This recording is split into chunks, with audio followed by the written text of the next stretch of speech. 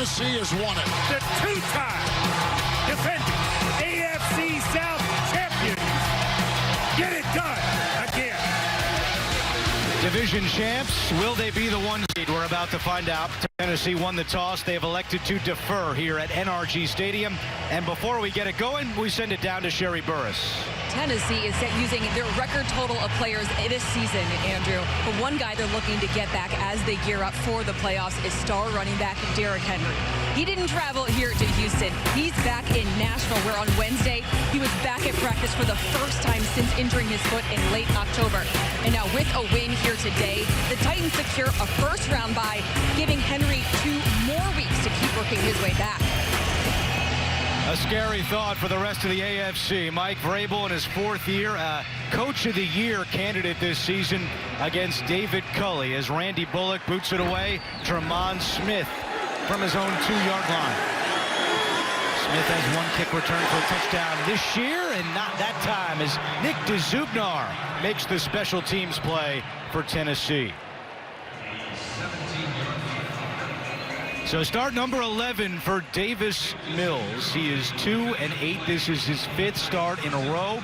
He did not play in the first meeting between these two teams back in Nashville. Tyrod Taylor started that game.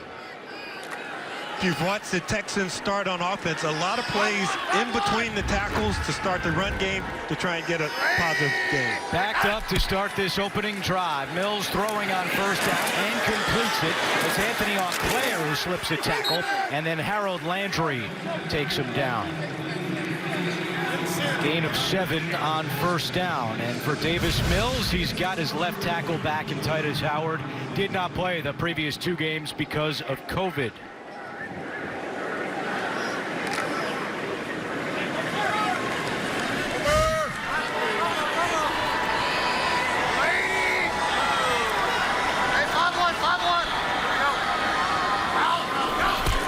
Second down and 3. Here's Rex Burkhead's first carry, and he picks up the first down.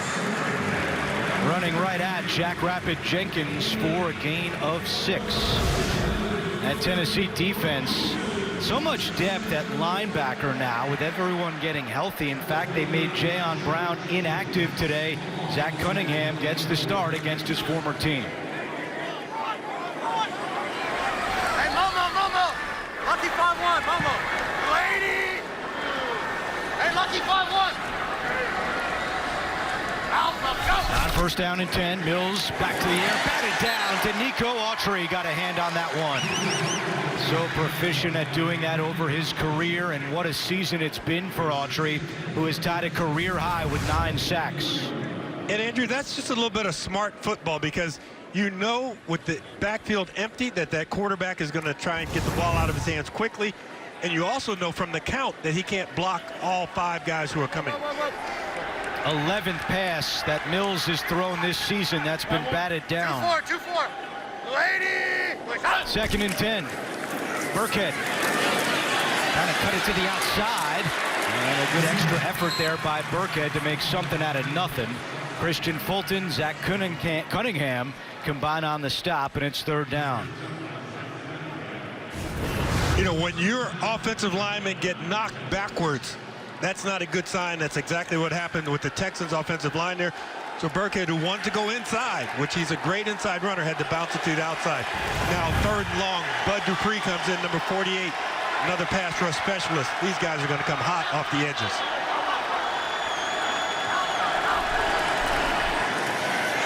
Mills has time, locates Burkhead at the 35, cuts back, and he is going to be a yard shy of a first down. Fulton and Cruikshank combine on the stop. It's 4th and 1, and David Culley is keeping the offense on the field. So why not? You're 4-12, last game of the year, and on their opening drive, they're lining up to go for it. Well, see, I'm a little bit more of a coward coach. I'd send the quarterback up there and just let him bark and hope I could get the Titans off sides. Hey, 4-1. Lady. It's a handoff, and Burkhead picks up the first down. So Culley rolls the dice, and it pays off. The drive continues. Titus Howard, you run behind your big left tackle. He's back in action. You get a little push on that side. You've got a couple extra tight ends over there, but it starts with that left tackle being able to gain the line of scrimmage. Hey, look at this Houston offense, James, and they have 5 opening drive touchdowns this season, which is tied for the 7th most. And Davis Mills in the first half of games this year has a 75% completion percentage, which is best in the NFL. Lady! And here's David Johnson, who's hit in the backfield by Bud Dupree. So Bud Dupree's been getting healthy, 2 sacks in his last 3 games, and he makes the initial contact there on Johnson. And this Tennessee Titans defense is not afraid to attack the line of scrimmage. And that, I mean, where you're bringing 5 guys or you're bringing 3 guys to the overload side. So you're being aggressive and you have confidence in your corners to be able to play man-to-man coverage. And Kevin Byard on the back end to secure anything that's trying to go over the top. No gain on that play. It's 2nd and 10. Mills rolling right, throws on the run along the sideline, and out of bounds was Nico Collins. Elijah Molden had the coverage. Rookie on rookie there. But Collins really tried to stamp those feet right on the boundary. Get that ball out of your hand now. Now 2 steps too late, and that momentum takes Collins out of bounds. Tennessee has done a good job on 3rd and 7 or longer. 18%, which is 4th best in the NFL. It's 3rd and 10 here. Danny Amendola in the slot there. Here comes the blitz by Byard. Mills picks it up, throws, and it's incomplete. Mills had to get that one off because Kevin Byard was flying in, and it's 4th and long. Creativity on the defensive side of the board. Guys coming that you don't account for and coming late because everybody gets locked up with their pass protection, and then Kevin Byard takes a step, realizes that it's 3rd and 11, so that ball is going to have to be held by the quarterback. Cameron Johnston has the most punts in the NFL this season. This will be his 84th of the year. Chester Rogers is back deep. Johnston. And Rogers dropped it at the 17. Retreats, picks it up, and goes out of bounds. He also muffed a punt in the first meeting between these 2 teams. It'll be the first time we see the Tennessee offense when we come back. Ryan Tannehill trying to lead the Titans to the 1 seed.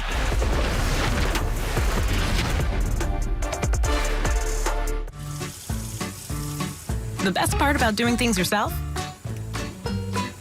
It's free. Like doing your own taxes with H&R Block free online, where more people can file free than with TurboTax. Help is here.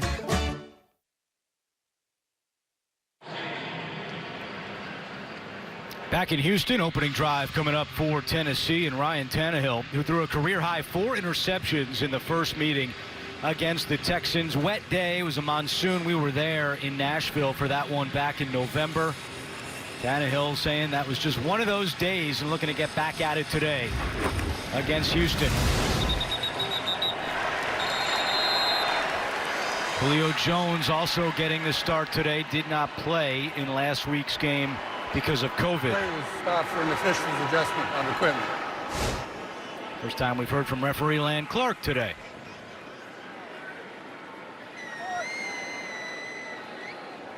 There's Todd Downing, the offensive coordinator, saying that Julio back in the lineup and Henry coming up gives him some time to, quote, get in the lab and get creative here in January. We'll see what he's got today with no Derrick Henry. On first down, they run it with Deontay Foreman, and he is hit for a loss. Pushed back by Grugier Hill and Tavier Thomas. The motion comes to the left, and that defense can't stand up, or the offensive tackle can't stand up. Taylor Lewan loses his footing, and you beat him inside on a quick move. A loss of 3 on first down. Interesting matchup. Lonnie Johnson, who had been playing safety, moved to corner. Big physical guy is on the outside now. Got Desmond King playing opposite him.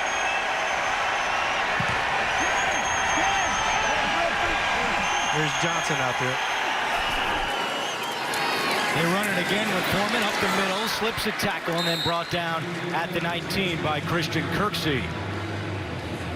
This Houston defense without Justin Reed today. The safety is on the reserve COVID list, and that means it could be his final game that he's played for the Texans last week against San Francisco. He's a free agent at the end of the year, and he on social media this week thanked the fans for their support the last 4 seasons. A lot of decisions to come in this offseason for GM Nick Caserio. Trying to close it out with a win today, though. It's 3rd down and 8 for Tannehill. Here comes the pressure. Tannehill fires. It's deflected and incomplete. Jacob Martin got a hand on it, and the Titans go 3 and out. Lovie Smith, who's known as a zone coverage defensive coordinator, decides to mix it up, go man-to-man, bring a little extra pressure. You see the slot corner coming, the inside linebacker, and it's man-to-man coverage all over the board, and really not a Titan open down the field. There is Lovie Smith up in the booth today. Says he loves the perspective it gives him to be up top. He began the year down on the field calling plays. Desmond King is back deep to receive the punt from Brett Kern. Good high spiraling kick. King from his own 28. Gets past McMath and some room. And King out of bounds at the 41. Hit late out of bounds, and there's the flag. Looked like Jacob Wilkins, Jordan Wilkins rather, who was just called up off the practice squad, was the one to hit King late. When you haven't played a lot and you're anxious to get in the action, that little late hit on the sideline is now going to cost the Tennessee Titans 15 yards. His first game as a member of Tennessee. After the play, personal foul, late hit, kicking team number 33. A 15-yard penalty will be added at the end of the play. First down, Houston. So a 13-yard return and the penalty. Good field position for Houston when we come back.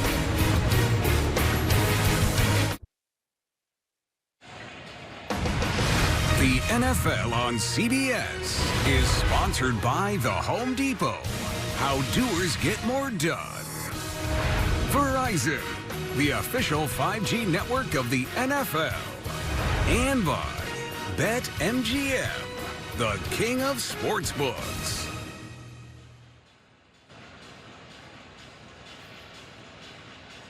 A big thank you to all the hardworking men and women on our fantastic crew. It's our final game of the season. It's been a great ride. And happy to close it out here in Houston for Week 18 of the NFL on CBS. And the Texans will start this drive in Tennessee territory. First down and 10 at the 44. David Johnson at running back. And a handoff to Johnson, trying the left side, has some room over there, and caught by Cunningham at the 41. An injury update. Let's check in with Sherry. Andrew, I'm seeing a lot of Titans players down here working with the trainers. I just saw A.J. Brown go into the blue tent. I'm going to work on figuring out what's wrong. All right, Sherry, something to keep an eye on. There's Julio Jones back after COVID. Of course, the hamstring this year for much of the season for Julio. Second down and 7. 8.5 to go in the first quarter. Play fake. Mills looking deep. Takes a shot and incomplete. Nico Collins was down there. Coverage by Christian Fulton. NFL Today update. Here's JB and Bill Cowher. Jacksonville is cooperating. Trevor Lawrence is going to find Laquan Treadwell from 2 yards out. He's 8-8 for the drive. They take a 7-0 lead, which opens up the door for Pittsburgh and Baltimore. Back to Andrew, James, and Sherry. Yeah, winning in for the Colts, but you guys are right. If the Jags pull the upset, Baltimore and Pittsburgh still alive as they go head-to-head on CBS. That's the happiest I've ever heard Bill Cowher. So gleeful. 3 straight incompletions for Davis Mills, and now he's looking at 3rd down and 7. Play clock down to 1. Mills moving right again, throws on the run, incomplete. He felt the pressure, and it's 4th down. Jeffrey Simmons was applying the heat on Davis Mills. at some point, Davis Mills, who's a pretty good athlete, is going to have to say, I've got the legs to turn upfield and pressure the defense, especially against man-to-man coverage, because once he got past that last defensive lineman, he could have turned upfield and possibly run for the first down.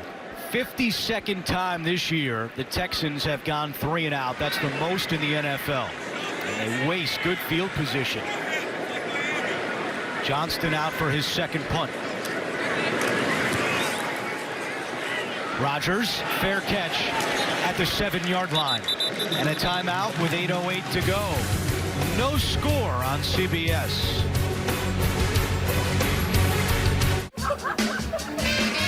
Everybody get on your feet. You make me nervous when you're in your seat. Take off your shoes and pat your feet. We do the things that can't be beat without. You grew up in Texas, so what's your favorite Texas food? The first meal I want to get when I go back to Texas is like a really good Tex-Mex. I love enchiladas or nachos or fire. Yeah, they're so good, and they're easy, too. I'm getting hungry just thinking about it. Yeah, Ryan Tannehill, a guest on Nickelodeon's Slime Time this week. Dylan Schefter did a great job on the interview. Tannehill also told her that his end zone celebration, the finger roll, maybe we could start calling it the Tanner roll. Dylan got that out of him. Good for her. I thought it was, for Michael Jordan. Once again, Tennessee starting a drive inside their own 20, and Tannehill throwing on first down, and he takes the check down, and underneath, it's a pickup by Kari Blasingame. Another NFL Today update. Here's JB and Bill Cowher. Pittsburgh helping its own call. Yeah, they're on the scoreboard first. It's 3-3. This field goal by Chris Boswell giving them a 3-0 lead. Remember, Jacksonville is leading Indianapolis 7-0. Back to Andrew, James, and Sherry. All right, guys, thank you. Steelers need a win and some help. And right now they're getting it in Jacksonville. Blasingame got 5 yards. A pitch to Foreman on second down.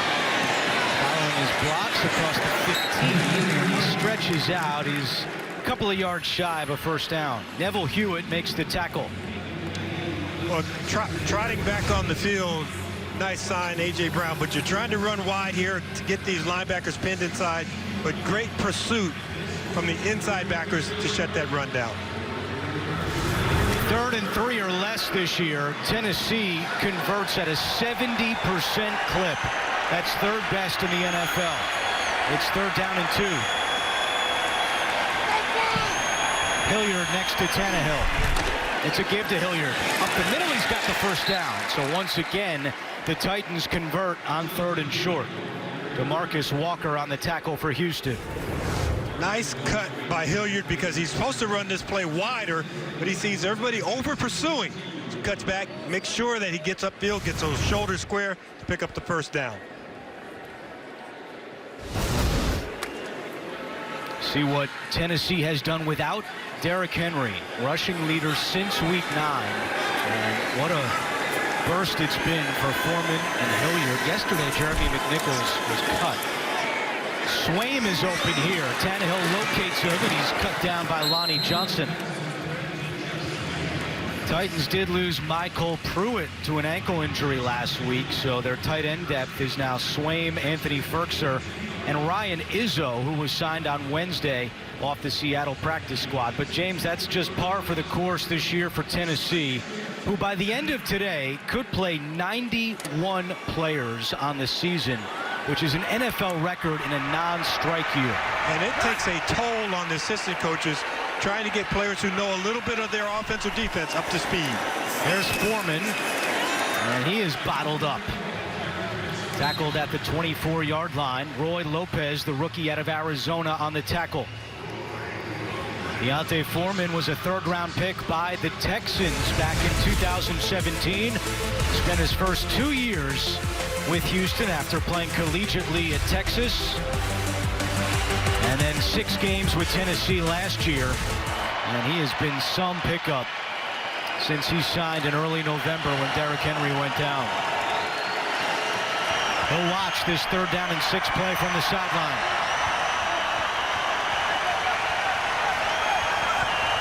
Jones, the motion man. Play clock at 1. Tannehill just gets it off. Throws deep down the middle, and Westbrook-Ikhine holds on. What a catch by Nick Westbrook-Ikhine. A gain of 29. If you talk about guys stepping up, that's exactly what Nick Westbrook-Ikhine has done. And I talked to Rob Moore, the wide receiver coach, on the field before the game. He said, of course, he can play every position. He's probably the best blocking receiver we have. And right there, you saw the toughness and the concentration. You know you're going to get labeled when you come across the middle like that. He got tagged and kept the ball. And that was Mike Vrabel's point. They've used so many different players this year. It's allowed some of these players extra opportunities, like Westbrook-Ikhine as Foreman with some tough running to the 42-yard line, a gain of 4.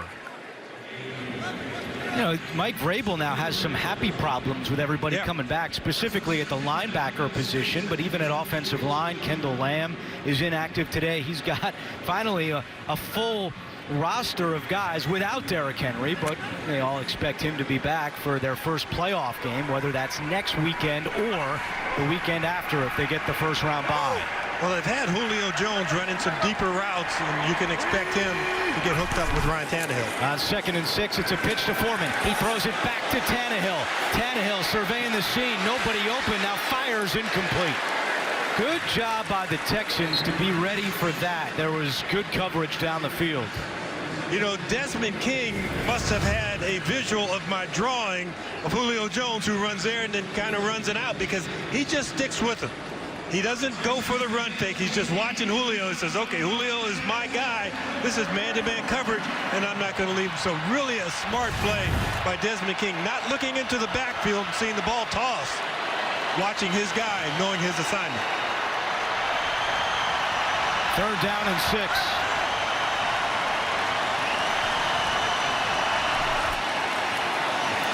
Tannehill fires right and completes it to Jones for the first down. Julio Jones moves the chains. A 13-yard gain for the veteran wide receiver. Such a huge acquisition when they traded for him. Julio Jones, who had averaged more yards per game than any receiver in NFL history, slowed by hamstring since September. Now you're looking at him and you're saying, okay, postseason. That's all we need. We need the postseason from him. Yes, they want to win this game to get home field advantage, but they really want Julio Jones for the postseason because he has that championship pedigree. All the way to the 29-yard line on 1st down. It's Foreman again. Puts his head down, but it's Michael Dwumfor who makes the tackle. The rookie out of Rutgers, Neville Hewitt, also in on the stop. And slow to get up is the rookie Dwumfor. Playing in his 3rd NFL game, and now the Texans training staff will come out to take a look at the defensive lineman.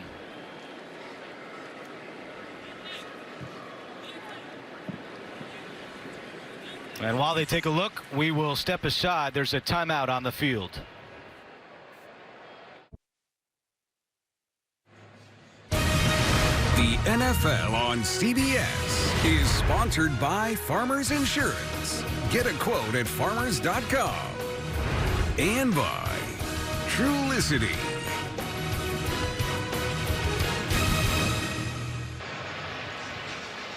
Smither Park, about 10 minutes away from us here at NRG Stadium. During the timeout, Michael Dwumfor was able to walk off under his own power. It'll be a 2nd down and 9 for Tennessee, and this is the 11th play of the drive. Chester Rogers goes in motion. Tannehill, quick pass to Rogers. Rogers slips 1 tackle at the 25, is tackled by Ross Blacklock. And another NFL Today update, JB and Bill Cowher. And possibly his last game, a low light for Ben. Yeah, he might want to have this one back on 1st and 10. He just lofts ones up there, and Geno Stone is going to come underneath it to intercept the ball. So Baltimore has the ball, but Pittsburgh has the lead 3-0. Back to Andrew Catalan. All right, guys, thank you very much. As Tennessee trying to lock up the #1 seed. 3rd down and 5. They're in field goal range. Looks like man-to-man coverage with pressure coming up front. Tannehill's pass pass is deflected and incomplete. DeMarcus Walker was able to get up there, and Ross Blacklock was applying the pressure. It's 4th down, and out comes the kicker, Randy Bullock.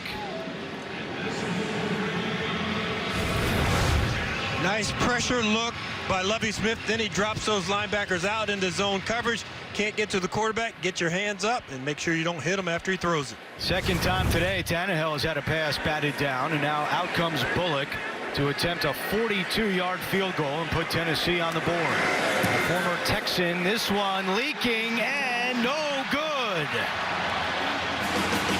Bullock's 5th field goal miss of the year, and we remain scoreless in Houston.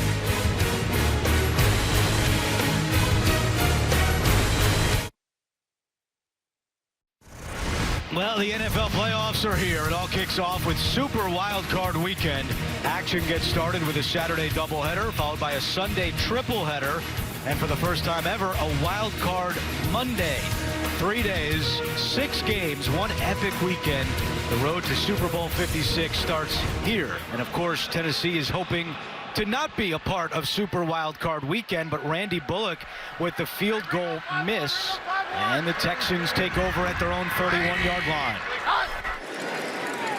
Mills has started 2 out of 7, completes this one to Burkhead, who has a first down, bouncing off tacklers up to the 46-yard line. A 14-yard pickup for Rex Burkhead. Nice job offensively, taking advantage of zone coverage, letting those linebackers get out and get underneath the receivers, checking that ball down. Smart move by Davis Mills. Brandon Cooks said that is one of the biggest areas of growth he's seen from Mills. Every time earlier in the year they'd call it deep shot, he'd throw it. Now he's a lot more patient, and he's happy to take the check down. He'll hand this one off. And Kevin Byard flies in to make the tackle. 40 seconds to go in the first quarter. Well, Davis Mills certainly likes playing here at NRG Stadium. You look at his numbers at home: 9 touchdowns, 1 interception, and then on the road 4 touchdowns and 9 of his 10 picks.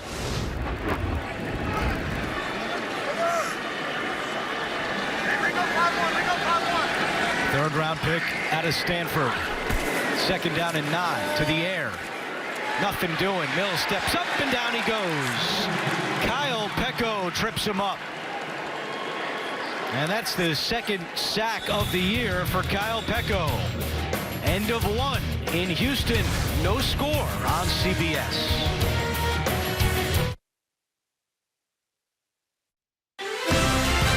Saturday, CBS will be in Lawrence for a big-time Big 12 battle between West Virginia and number 6 Kansas. We'll see you Saturday for more college hoops here on CBS. Start of quarter number 2 alongside James Lofton, Sherry Burris down on the field, our entire crew. I'm Andrew Catalan. We thank you for joining us for Week 18. And we open up this quarter with Houston looking at 3rd and 12. It's a screen. Johnson cut from behind and well short of a first down. Danico Autry makes the tackle right near midfield. And David Culley will send out his punter, Cameron Johnston. Well played by Danico Autry, who's rushing the passer. And so you get past the left tackle and you realize, hey, let me buy 2 easily. Turn, find the screen, run him down. Look at him going, hey, I can't believe they tried that screen on me. Run that stuff to the other side. Houston now 0 for 4 on 3rd down today. Johnston has done a good job pinning opponents deep. Let's see what he can do here. Rodgers, the deep man. End over end kick. Rodgers from the 8-yard line. Rodgers down the sideline, cuts it back. There is a flag down behind the play. Royce Freeman made the tackle on special teams. A 22-yard return. Let's see if it stands.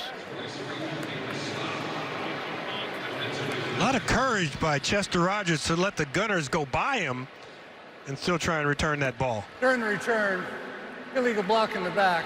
Receiving team number 35. A 10-yard penalty.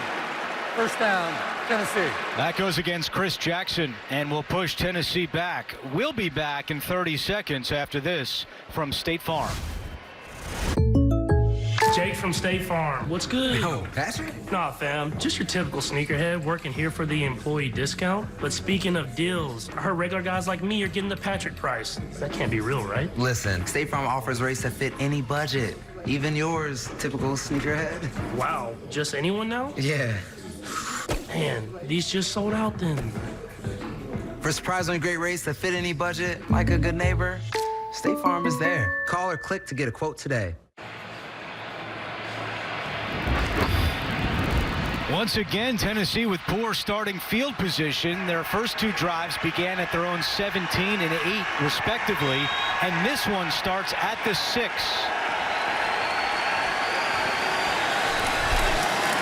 Tannehill, quick pass. Julio Jones makes the catch, hit hard by Lonnie Johnson. A 9-yard gain for Julio Jones, his second catch today. Zero hesitation by Julio Jones coming inside to catch this quick slant.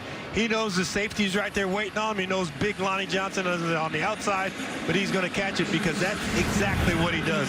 Makes the tough catches look easy. And Ryan Tannehill told us it was a great week of practice with Julio. Todd Downing, the offensive coordinator, reiterating that it was the most work that those two had had together in a while this week of practice, and it paid off on that route. 2nd and 1. Play fake. Tannehill fires left, looking for Julio again, and he's got him in front of Desmond King.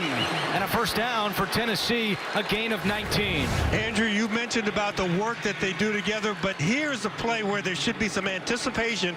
See Julio Jones come out of that route wide open. That ball should be thrown right before he comes out of the route so that he can catch it and then turn up the field. Once you get that confidence and understand exactly how the route is going to be run, that can be even better hookup between Tannehill and Julio Jones. This year, he's averaged a career-low 41 yards per game. Today, he already has 41 yards receiving. Foreman right up the gut, and Brujay Hill with the tackle as we check in with Sherry Burris. Andrew, an injury now on the Texans sideline. Defensive lineman Jonathan Grenard is questionable with a foot injury. I saw him on the sideline testing that left foot. He was grimacing in pain as he tried to walk it off. And Sherry, he did not play in Nashville back in November because of a foot injury. And I love what he said this week, James. Somebody asked him, how does he get better for next year? He said, I got to play in more games. I've missed too many games. He missed 4 games this year, and he's sitting out right now, 2nd down and 7. And that slant thrown behind Racey McMath. Yeah, Grenard would be a double-digit sack guy. He has 8 in 11 ball games, so you figure that production would just go up and that confidence would go up, and people have to deal with speed rushers like him. I love the way he gets down in a racetrack stance when he's out there playing defensive end. So after the incompletion, it's 3rd down and 7. See what Todd Downing dials up here.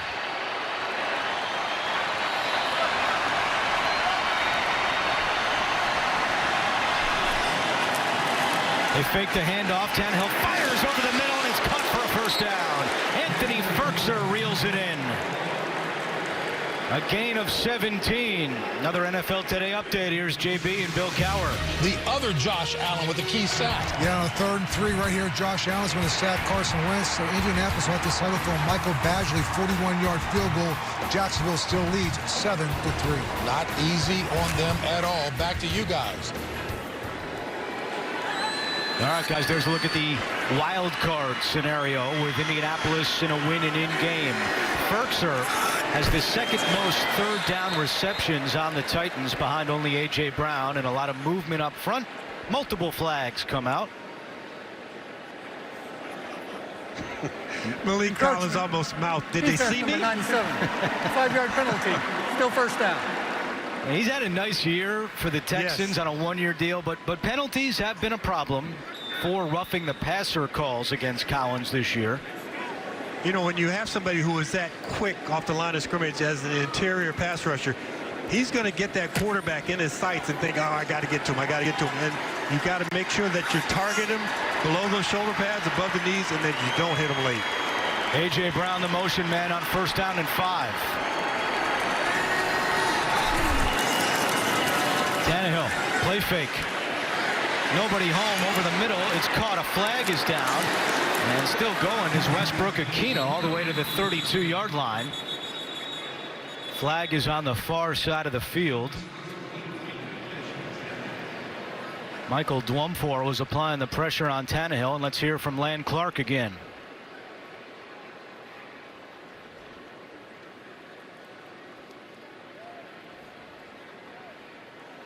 Prior to the pass, holding, defense number 25. A penalties decline. The result of the play is a first down. So a 9-yard gain. The penalty against Desmond King is declined. You know, I love watching Julio Jones in his stance, because that stance with that forward lean says that I mean business, that I'm here to come off the ball, come off fast. Sometimes you get wide receivers out there who look like they're waiting on the bus. Julio Jones looks like he's trying to race the bus out there. Hand off to Hilliard. He's got some room. Hilliard to the 20, cuts it back and still going, and finally stopped at the 17. Eric Murray on the tackle, but a 15-yard run for Dontrell Hilliard.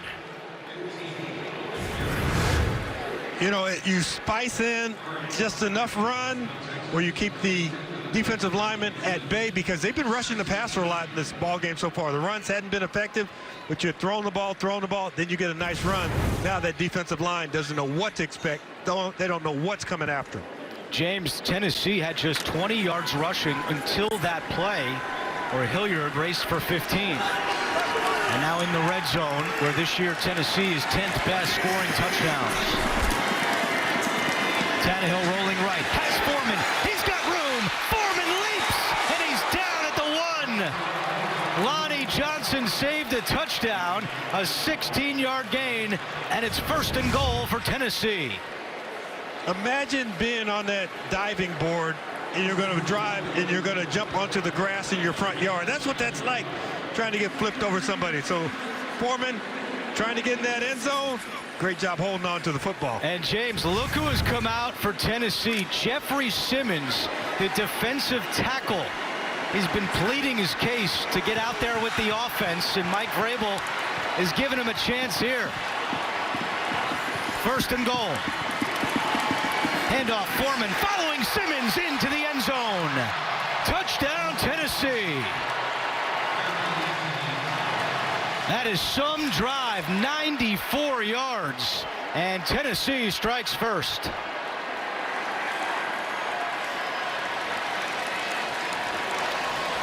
Flags Illegal come out. substitution. Offense, number 98, did not report as eligible. 5-yard penalty, replay, first down. So Simmons came out but did not report as eligible. Flags came out well after the touchdown, and they wipe it off the board. What's crazy is with all the multiple numbers that are now being worn on the defensive side, number 8's a safety, number 8 is a linebacker, number 8 could be a defensive lineman. You have this rule on the offense that only eligible numbers can go in. If he were an 80 number, he'd be fine. If he were below 50, he'd be fine. But in the 90s, you have to report as an ineligible player. My goodness. So they push the ball back to the 6-yard line, and they'll do it again. It's 1st and goal, and this time Simmons is not on the field. There's Julio going, I need to know the play. Tannehill fires. Rodgers is hit immediately by Thomas.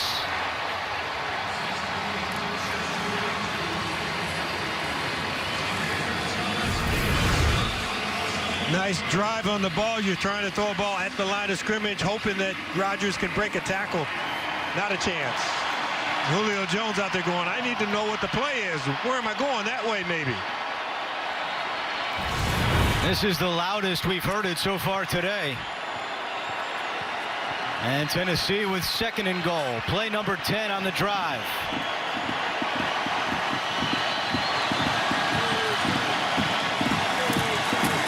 Foreman upended at the 5. Terrence Brooks, the safety, coming up to make the play. And it's 3rd and goal from Mike Vrabel. They just got stuffed, and what you have to remember is that safety is not back 15 yards like he would normally be in a regular run situation. He's going to crowd that line of scrimmage, and he's the unblocked defender making a nice play in the hole.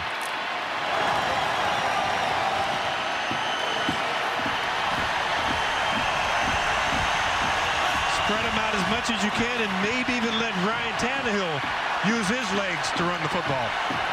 On 3rd and goal. Tannehill looking right, nobody there, comes back, wide open, Firkser, touchdown! No flags. Second touchdown of the season for Anthony Firkser, and now they can smile about the Simmons play.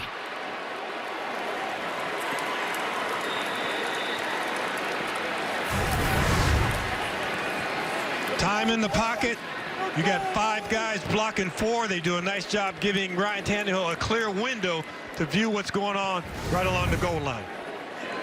On that drive, Tennessee had 4 plays of at least 15 yards. And now Bullock is out for the extra point. And this one is good. So a 94-yard drive capped off by the touchdown pass from Tannehill to Firkser. 7-0 Titans. This November, the Houston Texans. Today, as part of the NFL's Inspire Change initiative, the Houston Texans presented a check for $400,000 in grant funds to representatives from 15 Inspire Change grant recipients. The Texans also hosted the representatives from each of the 15 nonprofits and educational institutions in suites for today's game. Anthony Firkser, the New Jersey native, with his second touchdown of the year. And it's 7-0 Tennessee as Bullock boots this one for a touchback. Julio Jones so far 3 catches, 41 yards, James. Getting some action, and we thought that he might be on a pitch count because he hadn't played a lot recently. But no, he's been out there almost every single play, made some tough catches. And what he gives him that other element opposite A.J. Brown. And with Firkser doing some damage in the middle, you've got good areas to throw the football in. It's already met his season average here in the first half. So now Houston will try to answer, and they'll start at the 25-yard line. Burkhead is the running back. Here comes the blitz. And what a play by Amani Hooker. He came on the blitz, and he makes the tackle. We asked Mike Vrabel about Hooker yesterday, and he said he's more confident this year, tackling well, and playing fast next to Kevin Byard. And boy, was he fast here. And if you're Davis Mills, you've almost got to sense that and slow that guy down by slowing your cadence down. You see him charging the line of scrimmage, knowing that he's coming up there on those safety blitz, which is what the Titans like to do, rather. Their defense has been lights out the last 4 games. Here's Brandon Cooks' first catch today and going nowhere. Elijah Molden on the tackle. And it's 3rd and long. Shane Bowen, the defensive coordinator, former Houston assistant when Mike Vrabel was here.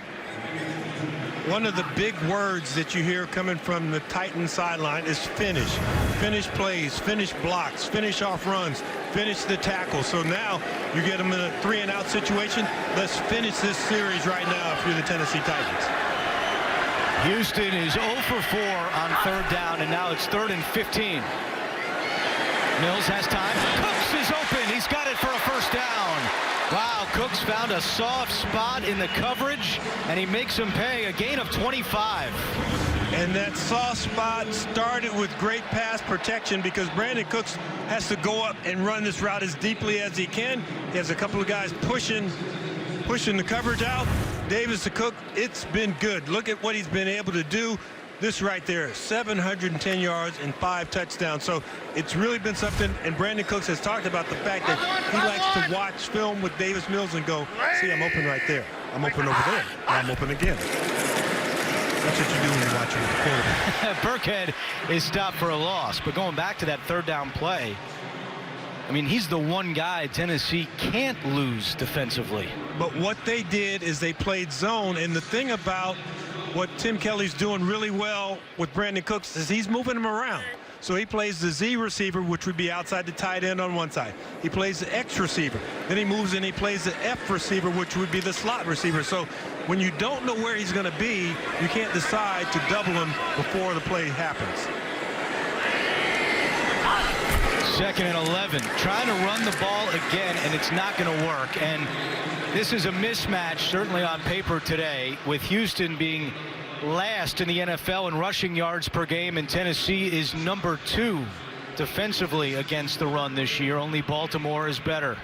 Well, you don't expect to have negative yards. So if you run the ball unsuccessfully on 1st and 2nd down, you still think that you're going to be in 3rd and 7 or less. You don't think that you're going to be in 3rd and 12.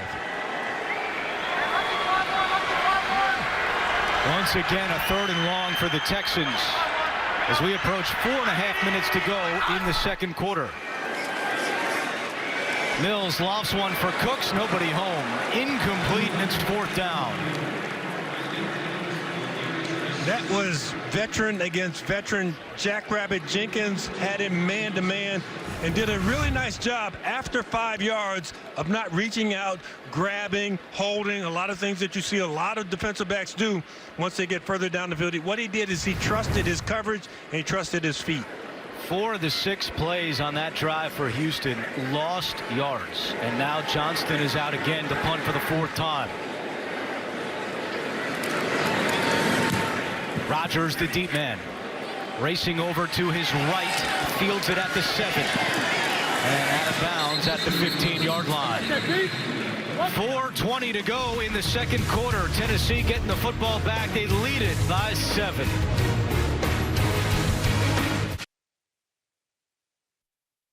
The NFL on CBS is sponsored by Visa, a network giving small businesses tools to grow. Royal Caribbean, rise to the vacation. Come see. And by new from Papa John's. Try the New York style pizza.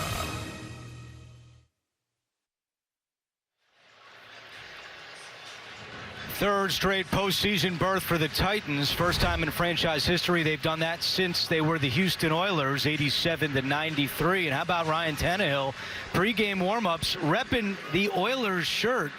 He grew up in Big Spring, Texas, was a big Warren Moon fan, and today, with 127 yards passing, Tannehill has joined Warren Moon as the only 2 quarterbacks in franchise history with back-to-back seasons of at least 3,500 passing yards.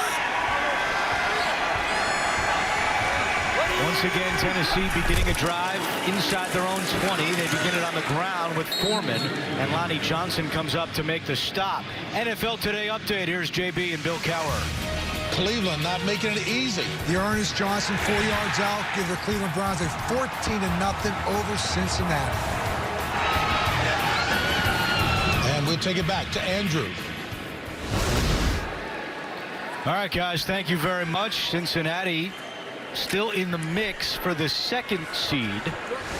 If Tennessee does not win today, they will either be seeded 2nd, 3rd, or 4th. It's a very distinct, remote possibility of being the 4 seed, but it is possible. As Foreman breaks one free across the 30 and dragged down by Thomas. A 16-yard run for the former Texan. Left side equals strong side. Roger Stafford, Taylor Lewan, one blocks in, the other blocks out. Huge lane for the runner. Go to Deontay Foreman's going, I could go the distance right here. Oh, well, maybe not. You got to think his family is a little conflicted today. He grew up in Texas City, Texas, 40 miles from the stadium. They were big Texans fans. And then he was drafted by Houston back in 2017. You're unconflicted by where you get the free tickets from. Tannehill has a wide open A.J. Brown. First down for Brown. That's his first catch today, a gain of 14.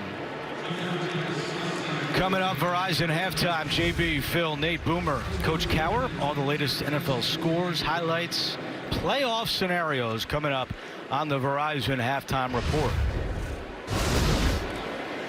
Already 8 plays today that have covered at least 10 yards for Todd Downing and the Titans.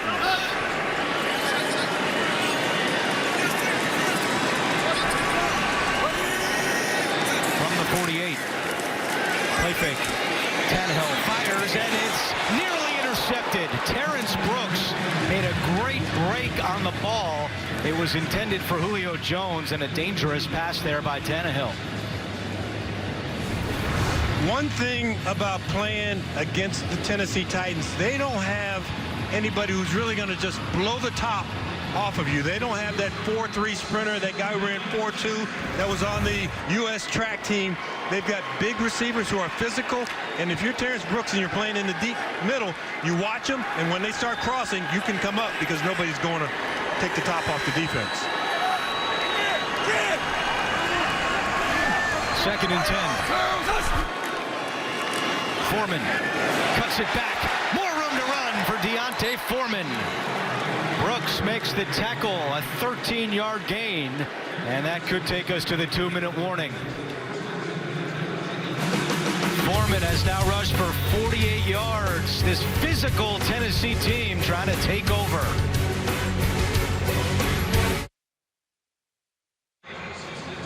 The NFL on CBS is sponsored by Progressive.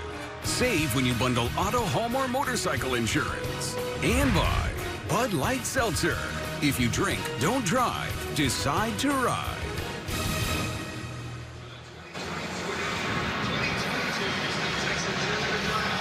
Two minutes to go in the first half, and Mike Vrabel is very proud of how physical his team is. And James, both the offensive and defensive lines are starting to take over for Tennessee. They really are, and like I said, one of their themes is finish. So finish blocks, finish tackles, be the last one pushing in that direction that you want your team to go in. Each team has all 3 timeouts remaining. And Foreman again, this time he is met at the line. I don't think the Texans like that graphic, that they were 32nd. Yeah, Roy Lopez was the first to greet him.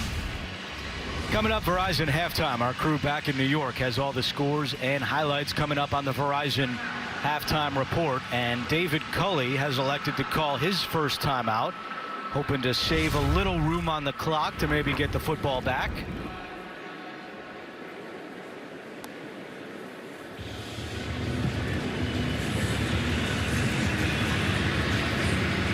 And still reports over the weekend, including by our Jason Lockenfora, that the Texans are mulling a coaching change. It's the first year here for Culley. You know, we met with him. I saw him down underneath the tunnel. We saw him.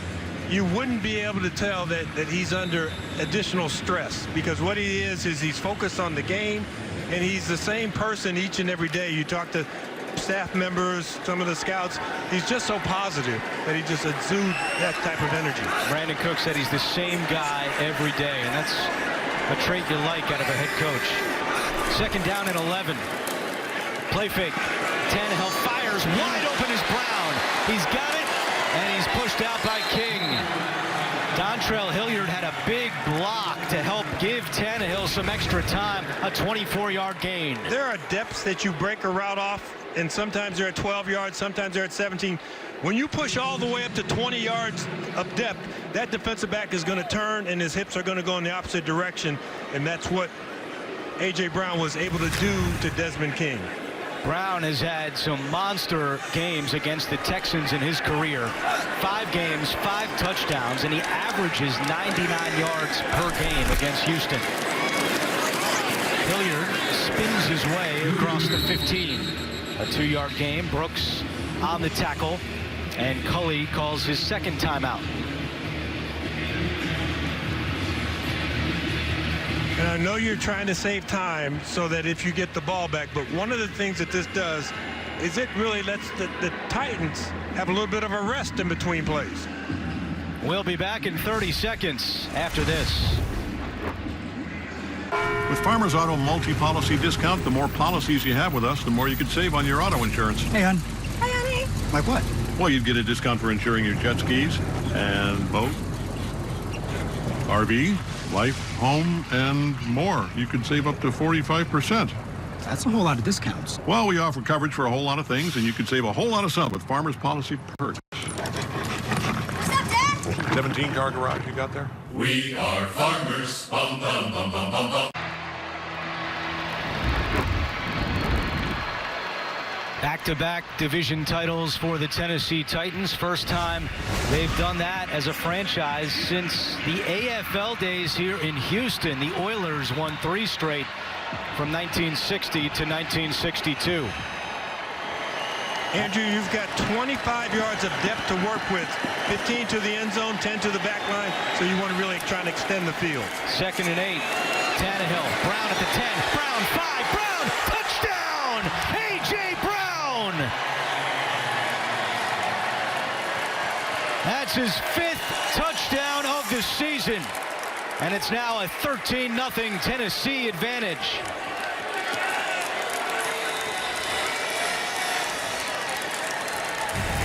You know, the previous play had gotten A.J. Brown in a little bit of a rhythm. Here he's just running like a little hook route, but the run after the catch is so instantaneous, and he's such a big, strong guy that you're not going to be able to take him down.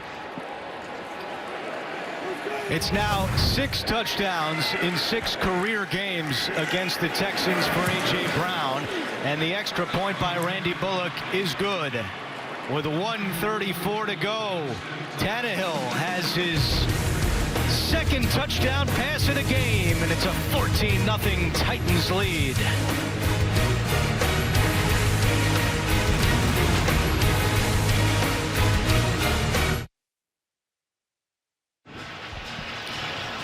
Tennessee in front 14-0. You can follow the Dutton family west in the new epic Paramount Plus original series 1883, a Yellowstone origin story starring Academy Award nominees Sam Elliott, Tim McGraw, and Faith Hill. 1883 now streaming exclusively on Paramount Plus. For Ryan Tannehill, it's the first time all season that he has thrown multiple touchdown passes in back-to-back games. He had 2 last week and 2 here in the first half. As Smith is on the return across the 30. Already has 1 this year. There is a flag down. Smith cuts it back, and he is taken down, but will it stand? The flag is back at the Houston 33-yard line. For the moment, it's a 68-yard return. During the return, holding receiving team number 53. A 10-yard penalty being forced in the spot of foul. First down. That goes against Connor Strahan, who was just elevated off the practice squad yesterday. And he gets his hands outside the framework of the body. The defender goes down to the ground. That's going to be a holding call each and every time. Playing in his 3rd NFL game, undrafted out of Boston College. And that wipes out a big return by Tremon Smith. So now Houston, which has been very quiet offensively here in the first half, only 64 yards of offense, 10 yards on the ground. They have 1 timeout to work with. Mills throwing, Cooks has it, and he cannot spin away from Jenkins.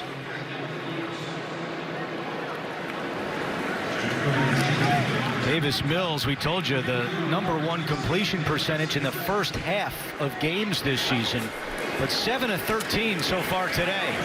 And another incompletion there, overthrowing Brevin Jordan, and very quickly it's 3rd and 6. And that's outstanding coverage. They made him pat his feet. He realized he didn't have forever in the pocket, just had to get rid of that ball. There's Tim Kelly, the offensive coordinator, who on Friday, David Culley said he 100% expects him to be back. So much circulating about Culley's future, the future of some of the assistants, including Tim Kelly, but Culley with a vote of confidence on Friday. 3rd down and 6. Mills in trouble, chased by Dupree from behind. Mills gets away, but he tripped. If he kept his feet, he may have had that first down. And now Mike Vrabel will call a timeout to stop the clock. You know, it's funny. We were looking at the way that the numbers are painted here in NRG Stadium and wondering, those numbers look awfully big. It looks like he tripped on the paint of the number. Great awareness by Mills. Dupree was inches away, and if Mills did not trip, he would have had, you saw the room in front, he would have had a first down. So a very disappointing first half offensively for Houston. Well, they're going to punt again. That's a disappointing sequence when you had the big kickoff return, then you had the penalty, and now you have a quick 3 and out. 53 seconds on the clock, 2 timeouts for Tennessee. They've got a chance to get within field goal range. Bullock, who's already missed one, was having trouble early kicking from great distance, but I thought his accuracy, he would have had that 40-plus yarder early in the game, but now they've got to really get it close for him to get his confidence back and get one through. Second 3 and out by Houston today. And now punt number 5 for Johnston. Rodgers from the 25. Rodgers stays on his feet, and he is tackled at the 36-yard line. So 44 seconds and 2 timeouts for Ryan Tannehill and the Tennessee offense. A.J. Brown, 3 catches, 52 yards, and a touchdown. You know, we talked about the 3 big superstars, Julio Jones, A.J. Brown, and obviously Derrick Henry. If you can get these 3 guys going and you get into the postseason and people have to come to your stadium to play, I'm telling you what, you could end up in Inglewood. You know where Inglewood is, don't you? I do. Yeah. I do. That's the Super Bowl. One step at a time as they try to lock up the #1 seed and the only bye in the AFC. A screen to start this drive. Hilliard, not much room to run. And Grugier Hill with the tackle. And Mike Vrabel will call his second timeout. That's one of those ones where everybody's a little bit of a head scratcher. Yeah, the screen looks good, but it looks good against a fierce pass rush. So if you don't have a fierce pass rush, if you have guys who are just hanging out on the line of scrimmage defensively, that screen is not going to be a great play. Football's iconic show, Inside the NFL, streaming Tuesdays at 9:30 on Paramount+. Well, Mike Vrabel certainly in the conversation for NFL Coach of the Year. He's used could be a record 91 players by the end of today. That's the most in a non-strike season. And I think the tough thing about all those voting things is you don't vote 1, 2, 3. You don't know if you can accumulate votes like you would for Heisman Trophy. 2nd and 9, and that pass is caught at midfield. Vrabel immediately uses his final timeout after the Julio Jones reception. So Tennessee is out of timeouts with 31 seconds to go. You know, we had highlighted Julio earlier talking about the being physical, and this is exactly what it is. Strong hands, getting hit at the same time that the ball's getting there, and you still come down with the reception.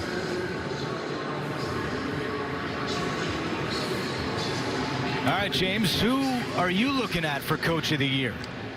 Well, no bias here with the guy on the left in Matt LaFleur. He's done an excellent job. This is 3 years in a row where the Packers have won 13 games, but it's not a 3-year award. Like we're talking about Mike Vrabel and everything he's been able to do. Zach Thomas, they were predicted to come in first place in that division, right? The Bengals? No way. And then Sean McVay just doing it. But Sean McVay has been collecting some talent in Von Miller, Odell Beckham Jr. Hey, they could go a long ways also. Yeah, I think you meant Zach Taylor there for Cincinnati. Zach Taylor, yeah. 1st and 10. Tannehill is, he throws, and it's incomplete. Tannehill took a shot on the release, and now there's 26 seconds to go. This is where it's key to have a clean pocket. You don't want guys coming with a free rush coming after your quarterback. That was Ross Blacklock, Missouri City, Texas native for Ben Elkins High School. From here, it would be a 67-yard field goal. So you think they need at least 15 more yards and no timeouts. Tannehill, and that pass is broken up. Good job by Kirksey to get a hand on that one, and now it's 3rd and 10.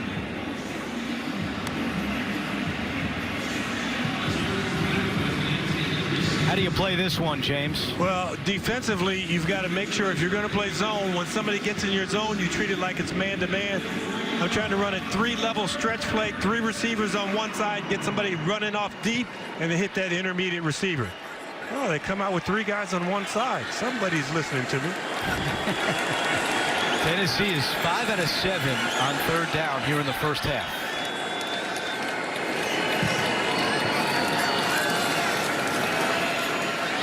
Tannehill has time. Now he's taking a deep shot down the field, and it's intercepted.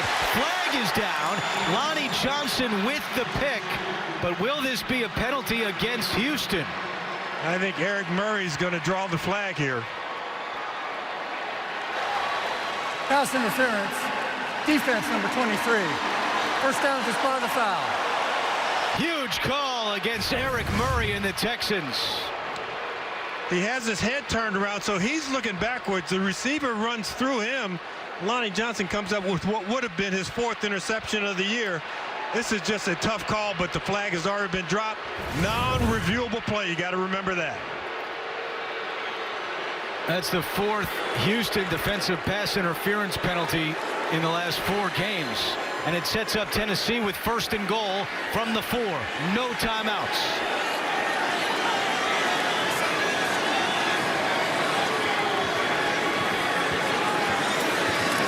Tannehill throws on the run. Westbrook-Akina has it. Touchdown!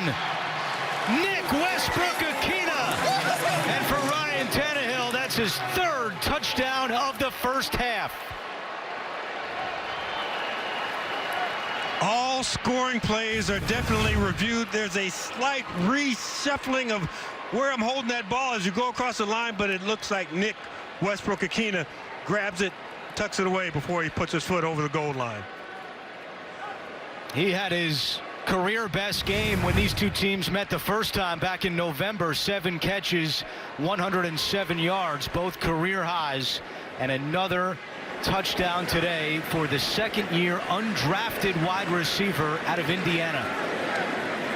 Well, you get a big assist from the defensive pass interference there on that drive, but granted, you take a shot, you throw the ball deep, give yourself a chance.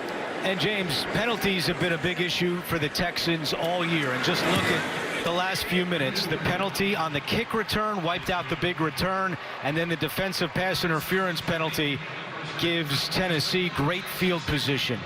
Gene Steratore is with us, and Gene, if you can, what was your thought on the pass interference penalty against Eric Murray?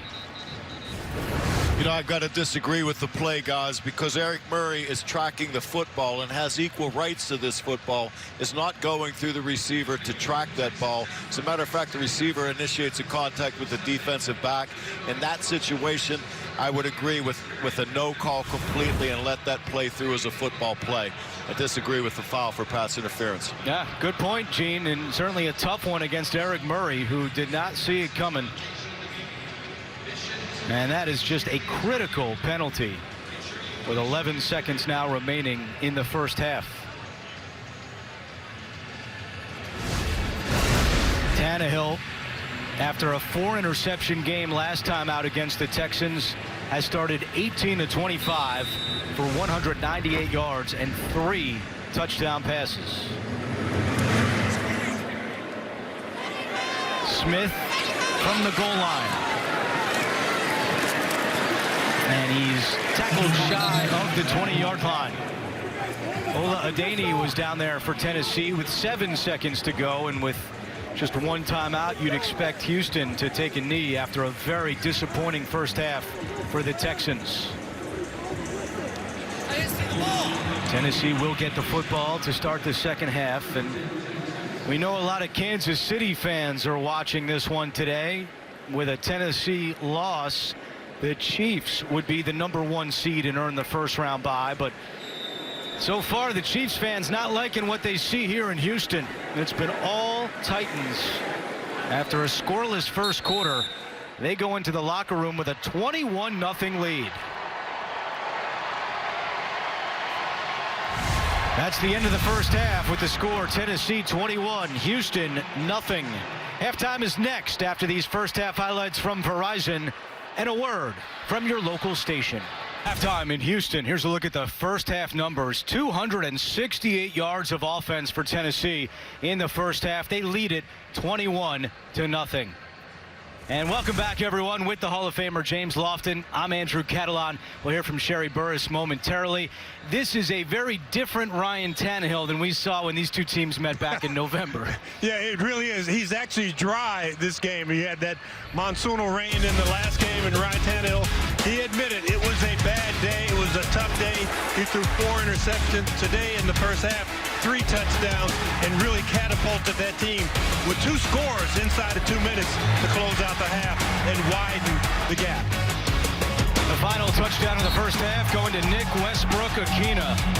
And it all adds up to an 18 out of 25, 198-yard, 3-touchdown day so far for Ryan Tannehill.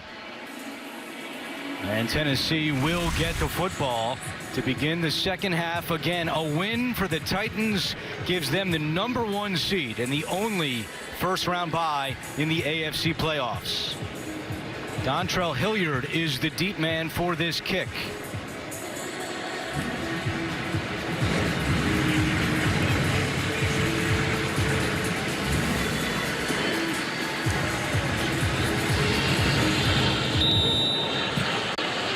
Amy Fairbairn will boot it away. And we are underway here in the second half. Hilliard from the 2. Former Texan on the return up across the 25 and down at the 27-yard line. And we'll check in with Sherry Burris.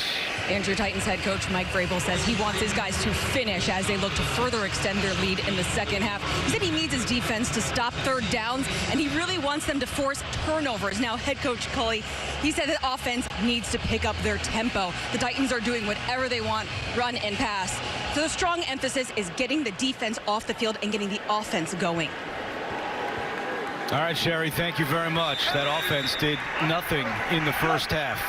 It's the Texans defense out there to begin this half. First down and 10 for Tannehill, and he'll go to the air on first down. Taking a deep shot for Julio Jones, and he overthrows him.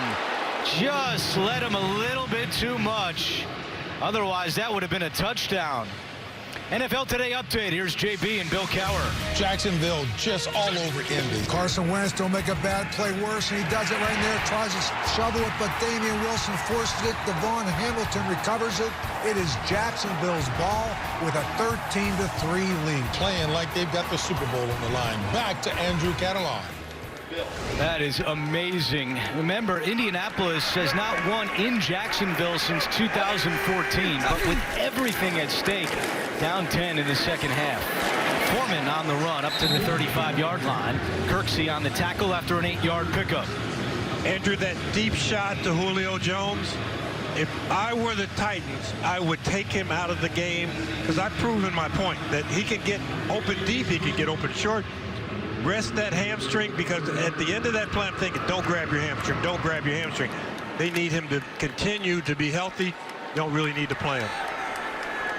Interesting point, James. I mean, if they go on to win this game, they're going to have a couple of weeks off.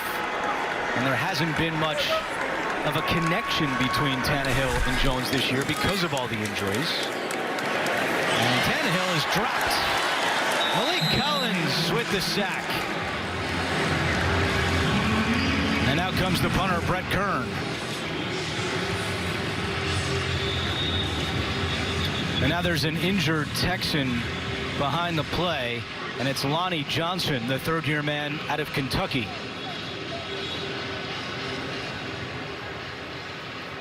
Johnson, last year moved from cornerback to safety, began this season as a safety, and then midway through the year, David Culley and Lovie Smith moved him back to corner. And Culley will come out to take a look at Lonnie Johnson, and we'll step aside on CBS.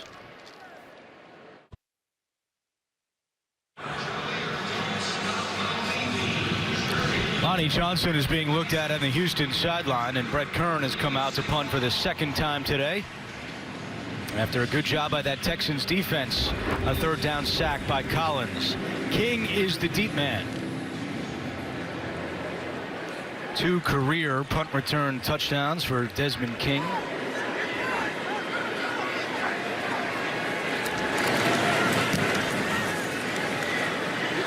And returnable here from the 25.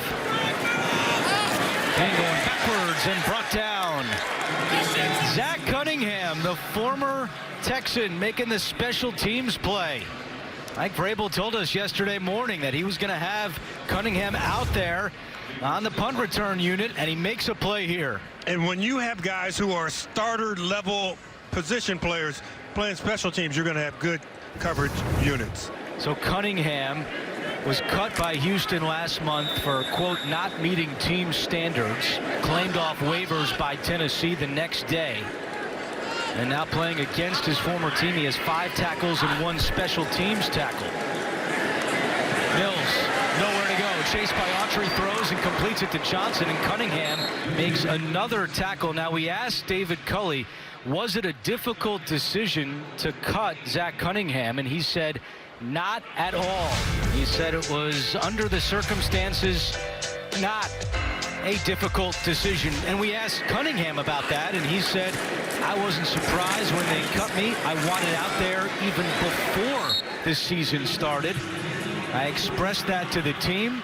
They kept me around. Things happened during the year, and now here I am with the Titans. Interesting look in the pregame as well for Cunningham, who was wearing a Texans headband. I'm sure he'll be asked about that after the game. Like, where'd you get it? Well, he still has a locker here, maybe. 1st and 10 for Houston. And that pass is reeled in by Amendola. Nice catch at midfield by Danny Amendola, who had missed the last 5 games between being on IR and on COVID. You know, I saw Danny Amendola down on the field before the game and came up in a little fist bump. He's been around so long, you almost forget how long he's been around, but an excellent player. You can see he can still get it done. 36 years old, the oldest member of the Texans.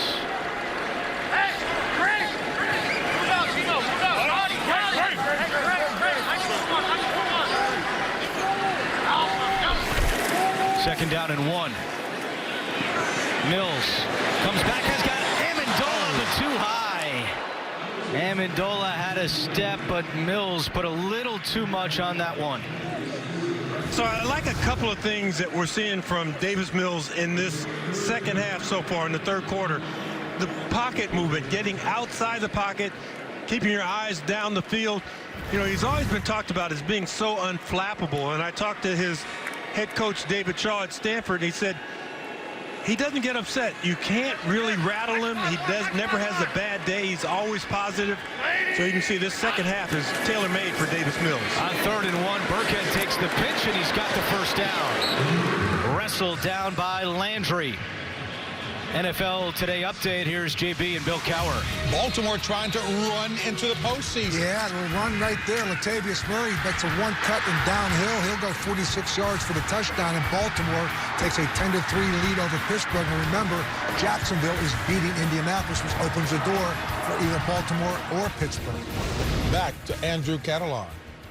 Now Baltimore in with a win, along with losses by the Chargers tonight, the Colts, which is happening right now, and Miami. Now, after that last play, Rex Burkhead still down on the ground.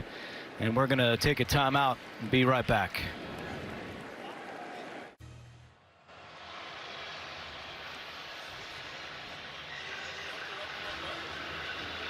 Now, another big thank you to all the hardworking men and women on our crew.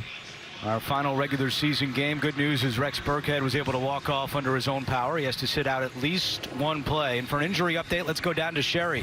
Well, on offense, the Texans taking a hit. Andrew, wide receiver Brandon Cooks, he has a knee injury. He is questionable to return. Then on defense, DB A.J. Moore has a shoulder, and I'm waiting for an update on Rex Burkhead.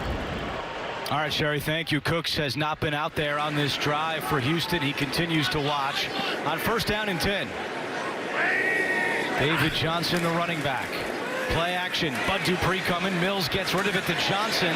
Johnson trying to get away. He cannot. And it's his old friend, Zach Cunningham. He claims he was going to approach this as any other game, but James, I don't think that's the case. Well, you approach it in that fashion because you don't want to overstate it before the game starts. You're not going out there, I'm going after them, I'm going to get each and every one of them. No, you wait until after the game is over. He told us he had some travel plans in January that he had to cancel. He didn't think he'd be busy in January when he was on the Texans earlier this year. That's a low blow. 2nd and 15. He said it, not me. Mills looking for Burkhead. What a catch over Cunningham. So Burkhead feeling okay, and he makes a big play. A 20-yard gain. What a terrific reception and a throw that you're taking a chance that your guy can make a play, and the defensive linebacker in this situation cannot make the play. Burkhead going up tall to get the ball. 5-1. Houston trying to get some momentum here offensively. They haven't had any today. Burkhead, it's a flea flicker. Back to Mills. Wide open is Moore. He's got it. Touchdown. The Texans dial up a trick play, and it works. They're on the board against Tennessee. When you run the old flea picker, you want that running back to run up into the line of scrimmage in that direction and really make it look like a run so that all these guys charge forward and stop the run, which is exactly what they do. And Chris Moore is going 1,001, 1,002. Come on, ball, get to me. Tim Kelly goes to his bag of tricks, and for Chris Moore, it's his second touchdown of the season. And now here is Fairbairn for the extra point. And the kick is good. On that drive, Davis Mills, 5 out of 6. And a touchdown pass to Chris Moore. And now a 21-7 game on CBS.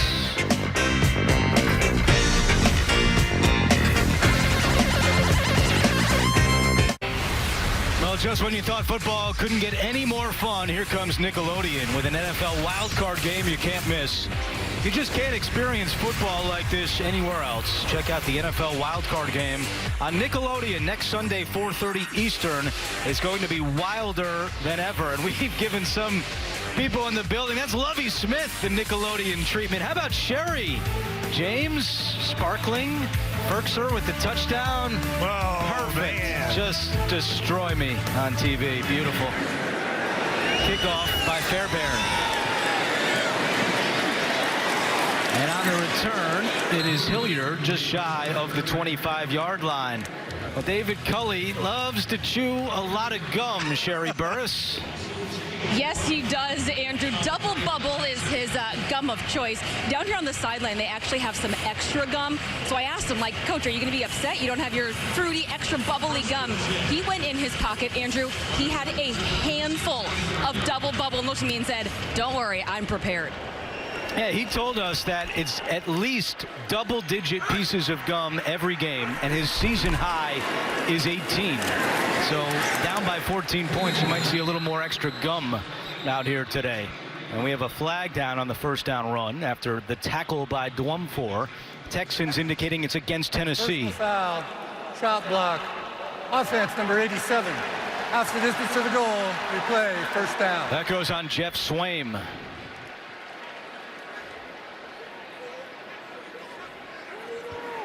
Seventh-year tight end out of Texas. Maybe some Kansas City Chiefs fans are dialing back into this game.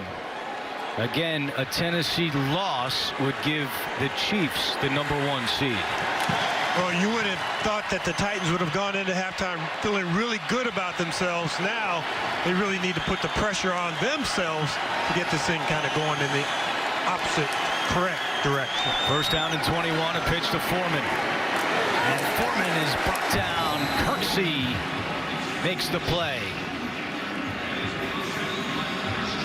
Injury update on the Texans defense. Jonathan Grenard has been ruled out for the rest of the game with a foot injury.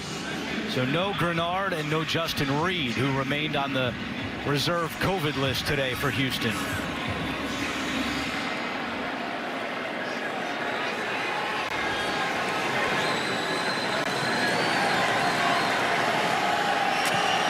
There's some Chiefs fans down here rooting for a Tennessee loss. That's a lot of time in the huddle getting ready for this snap. Good point. Play clock at 2. Second and 22. Tannehill steps up.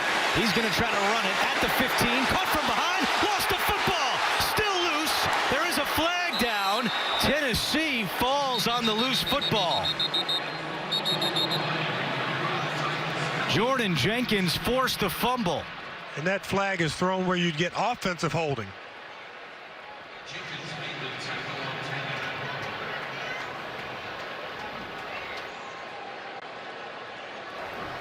Holding.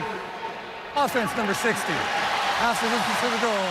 Second down. That's on the former Texans center Ben Jones. But Tennessee lucky to recover that football. Imagine if you're driving a car and somebody says, go right. No, go left. Well, your hands move in that direction. That's the same thing that's happening to Ben Jones. He's blocking the guy right in front of him. The quarterback goes right, then he goes left. He gets those hands outside the framework of the body, and that yellow flag comes out right at his feet. Tavier Thomas almost had that one for Houston. Could not scoop it up. 2nd and 27. They'll run it with Hilliard. Hilliard across the 10 and chopped down by Murray. Grugier Hill also on the tackle, and it's 3rd down and long. You know, we've had several players have to exit the game or exit the game for a player to. The one thing that's really overriding about this game, Andrew, is this is a physical game. There's been a lot of hard hitting. You look at the shot that Tannehill took just a couple of plays ago, and that time the runner gets knocked down pretty hard. David Culley said it's the most physical team they've seen this year, but he said we matched their physicality back in November. 3rd and 19. Tannehill, and he has this one complete. Ferkser, and he's well short of a first down. 10-yard pickup, but now 4th down, and out comes the punter after the tackle by Desmond King.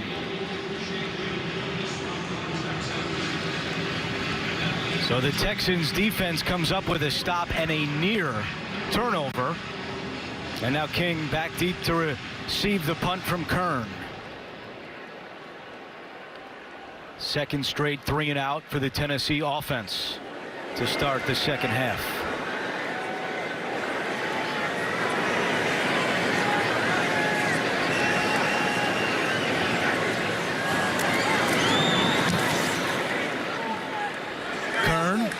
To King at the 27. King across the 35, and that's where he is brought down after a 49-yard punt. 6:18 to go in the 3rd quarter. Davis Mills and the Texans with a little momentum on CBS.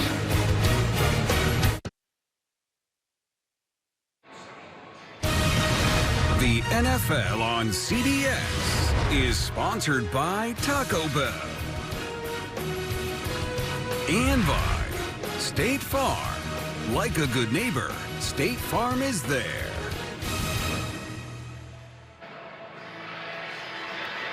This past Tuesday, NRG Stadium hosted the Texas Bowl with Kansas State defeating LSU 42-20. Here in this one, 6:18 to go, 3rd quarter, and a little momentum on Houston's side after the touchdown pass to Moore and then a defensive stand by the Texans defense. They get the ball back at their own 35-yard line.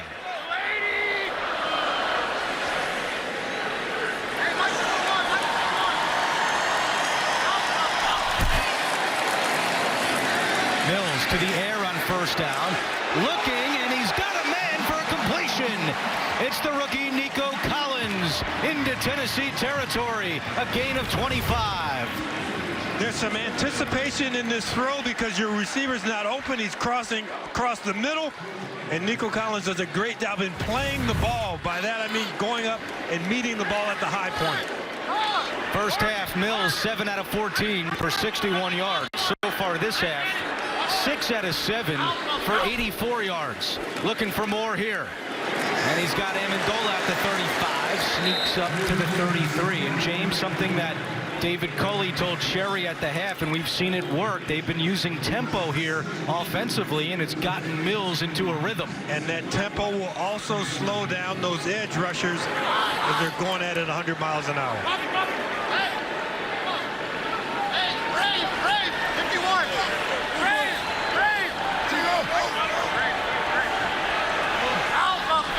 Second and 1. Burkhead trying to pick up the 1st down, and he does inside the 30 and down to the 28-yard line. 5-yard run after the tackle by Cunningham. The great thing about all that verbiage that you heard, Davis Mills, he's calling out the blocking assignments and where they want the guys to go to on the double team. So you heard Ray 51 trying to get everybody to move up to David Long, number 51, inside backer. So smart play by Davis Mills. Still no Brandon Cooks. He is watching from the 50-yard line, questionable to return with a knee injury. Play fake. Mills hit as he throws. It's up for grabs, and it's caught. Collins had it, but now Long saying he ripped it away, but it was too late. It is a catch and a first down for the Texans. That ball had interception written all over it until it got dry when it hit Nico Collins in the hands. And Nico Collins, for the second time this drive, look at him attacking the ball, goes down, he's on the ground before that ball gets ripped away by David Long. Big break for the Texans. That could have been picked. Instead, 1st and 10 from the 15.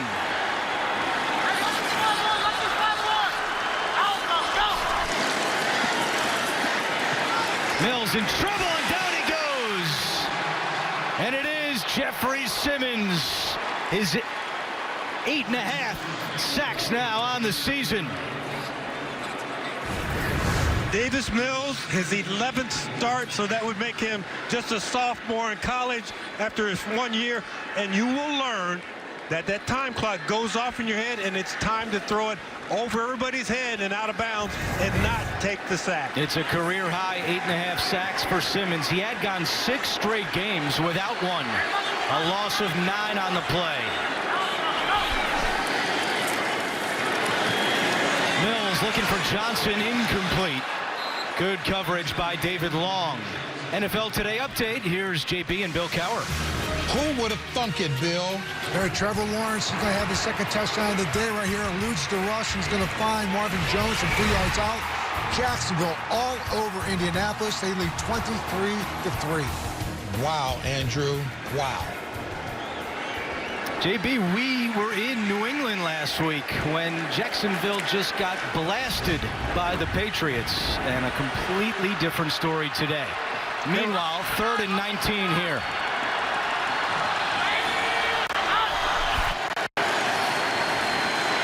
Mills in trouble again. Eludes the rush. He can run this one inside the 20, and he slides down short of a first down.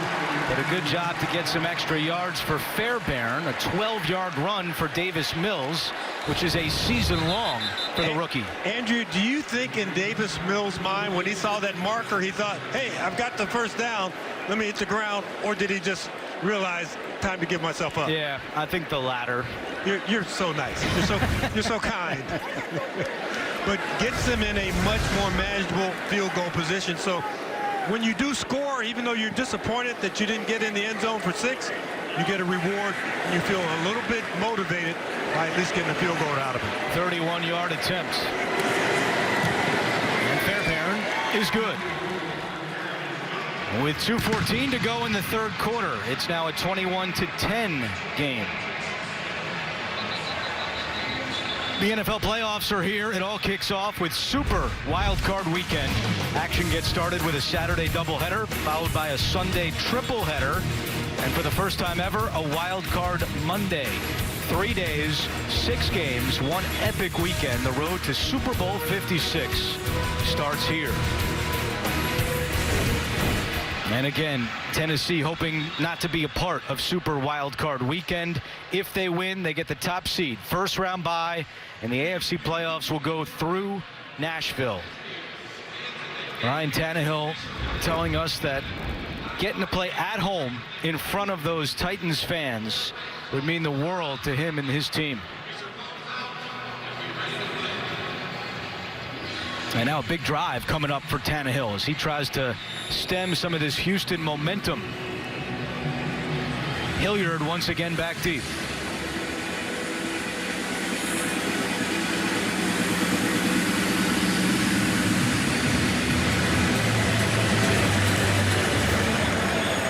Fairbairn with a good kick. It is a touchback, and Tennessee will get the football at the 25. And James, this has been a very physical football game. And it is exactly what you would expect in a rivalry game where you're going up against guys that you know. You may know during the offseason you don't like them a lot when you step on the field. But it's really about that respect that you have for each other. And for the Houston Texans to come out and play as hard as they have, we'd expect it from the Tennessee Titans with so much on the line. But both teams, I think, have played a really, really physical game to this point. Only 19 yards this half so far for Tennessee.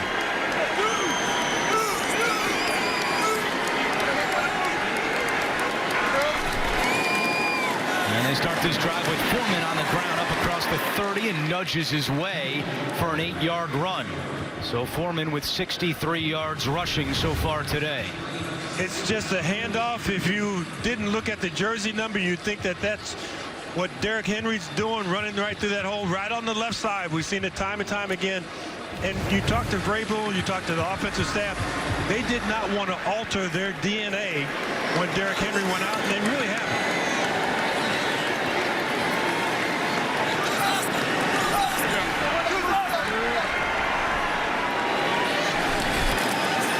Back to Foreman.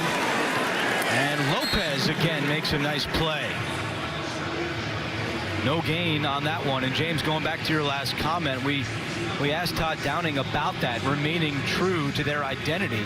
And he said, look, if you don't keep the foundation the same, if you keep changing every week what you want to do and who you want to be as an offense, players are going to lose their belief in you. You can't waver from who we want to be. And we want to be a physical team that runs the football. And credit to this offensive line, Deontay Foreman, Dontrell Hilliard, for getting it going without Derrick Henry.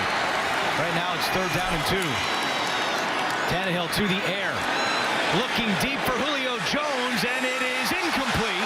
Nearly intercepted by Terrence Brooks. Interesting play call on 3rd and 2. And now the punt unit comes out once again. Well, they took the deep shot right before the half ended, and they got a pass interference play when Eric Murray was looking back for the ball. This time the ball's a little bit overthrown. Julio Jones can't get to it. Terrence Brooks has a better bead on the ball. So 3 possessions this half for Tennessee, and all 3 have resulted in a 3 and out. King back deep. Fair catch at the 18-yard line with 41 seconds to go in the 3rd quarter. Davis Mills comes back out, and James, it appears that in this second half, certainly the score is a factor in this, but Houston has kind of said we might not be able to run the ball against this Tennessee defense, and we've seen Davis Mills get it going in the passing game here in the 3rd quarter. And the minute that we start to utter that is when they're going to run on 1st and 2nd down. Here. We can just pencil it in right now, but you're right. And they're doing it without Brandon Cooks, who's on the sideline. I like the way that they've been able to sprinkle in David Johnson a little bit to go along with Rex Burkhead, because those are 2 runners who have distinctly different styles and distinctly different capabilities. Still no Brandon Cooks. Watching from the Houston sideline. A knee injury for Cooks. Play clock at 1. Mills just gets the snap off. Throws off his back foot. Amendola has it. Amendola at midfield and cut from behind by Molden. Danny Amendola at the age of 36 races for 37 yards. Great job by Amendola, because he almost runs a little stutter route, a stutter and go. And David Long is eyeing the quarterback, thinking that that ball's about to come out. He sneaks right behind Long. That was a big-time throw by Davis Mills. 1st and 10 at the 45. They don't have to snap it. The quarter could end.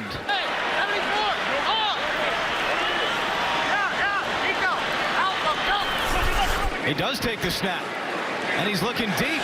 He's got a man down there, incomplete. Looking for Nico Collins. Took the snap with 1 second left in the quarter. So we are through 3, and Tennessee trying to hang on for that 1 seed. They lead it 21-10 on CBS.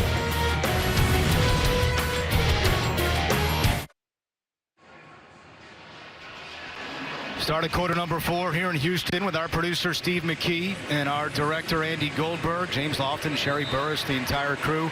I'm Andrew Catalan. As Tennessee tries to lock up the 1 seed in the AFC playoffs, Houston has some momentum, although they do not have Brandon Cook. Still has the helmet on, but has not been able to play here in the second half because of a knee injury.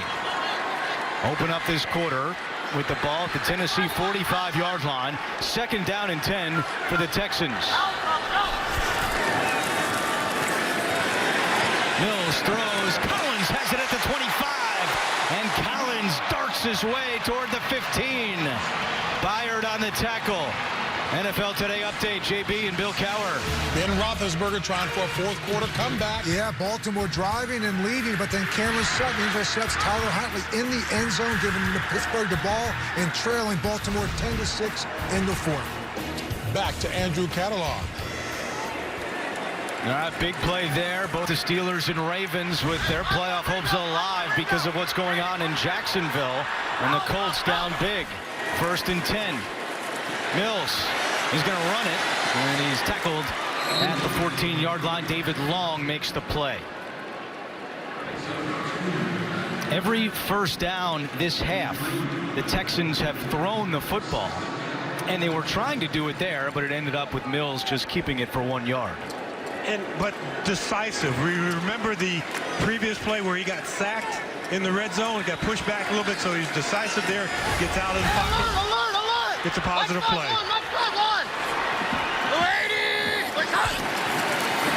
It's a pitch. Burkhead around the left side, inside the 10, runs into his own man. He bumped into Anthony Auclair, and he's 2 yards shy of a first down. Texans well within 4-down territory here, even if you don't pick up any yardage on 3rd down. So part of the play call coming in from the sideline will be, what will we do with the next play? And I think David Culley has already decided, if we don't pick this up, if we don't lose a gross amount of yards, then we're going to go for it on 4th down. Brevin Jordan has been a popular target of late on 3rd down from Mills. But they run it here with Burkhead inside the 5, and he's got the first down. Just got enough, and it's 1st and goal for Houston. When you look up downhill runner in the dictionary, you see a little tiny picture of Rex Burkhead, because he has those shoulders square. He is physical, not the biggest guy in the world, Plano Senior High. But look at how those shoulder pads are low. Learned that as a Nebraska Cornhusker, and he's carried it on through his NFL career. Anytime he's gotten to play, he's always been one of the most physical guys on the field.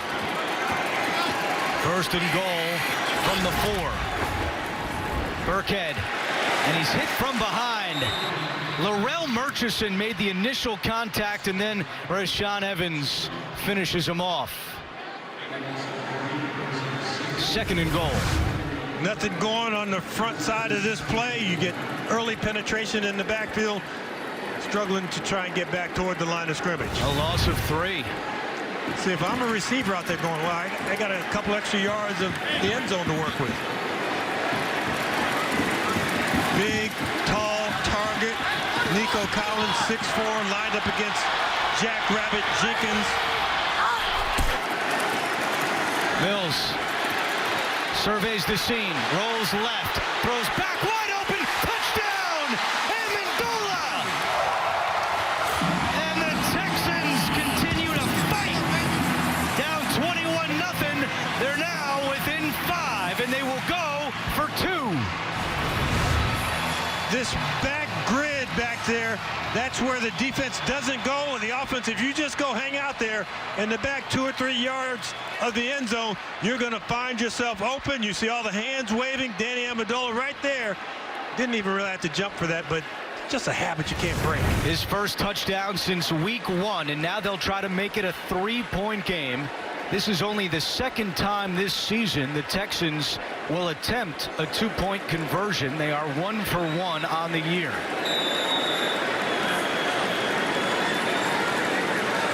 Davis Mills outside of the pocket in this game has been pretty special. David Culley's trying to get them to reset the clock. They had run it down to 20 seconds. I don't know if he's going to get it right here. Play clock's at 2. Mills on the run, throws, and it is reeled in. They got it. Amendola again. And that is the octopus. 6 points for the touchdown for Amendola and the 2-point conversion. And we got a 3-point game here in the 4th quarter. I'm so close I can taste it. I can't wait. Texans within 3.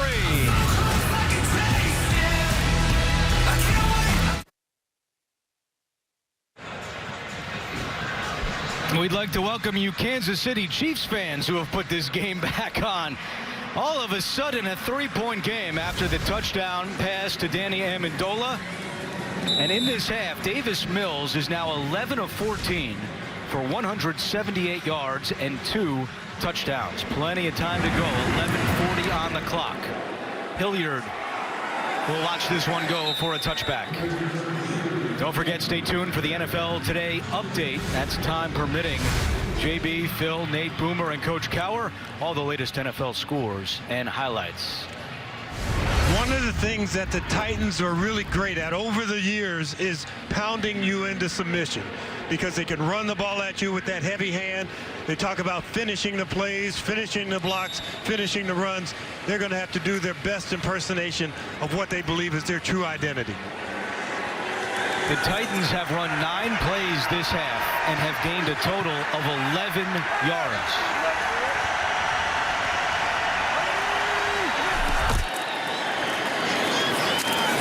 Foreman gets 2. Kirksey the first to greet him. And James, you look at this Houston team, and this year, coming into today, a point differential in the second half of negative 141. Not only the worst in the NFL this year, but tied for the 5th worst in the NFL since 1966. And so far in the second half today, they've outscored the Titans 18-0.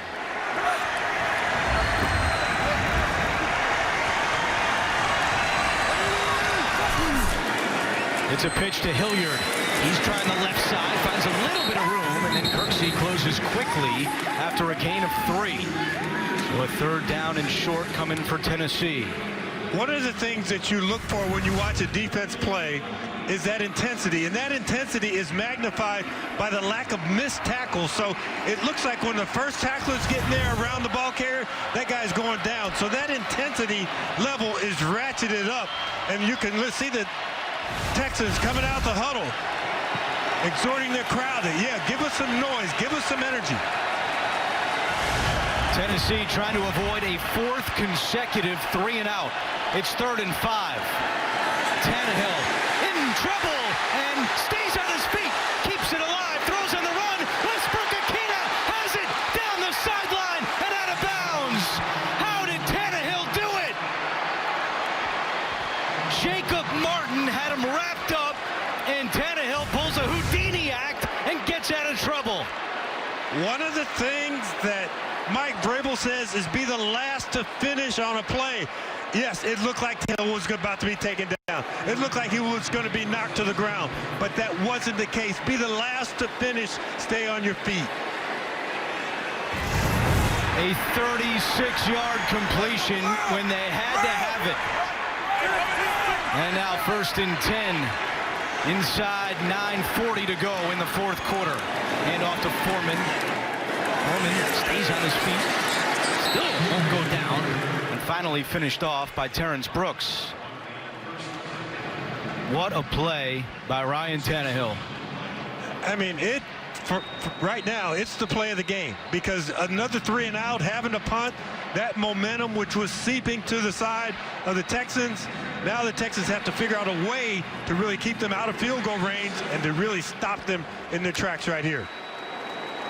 Ball is at the 31-yard line, 2nd down and 7.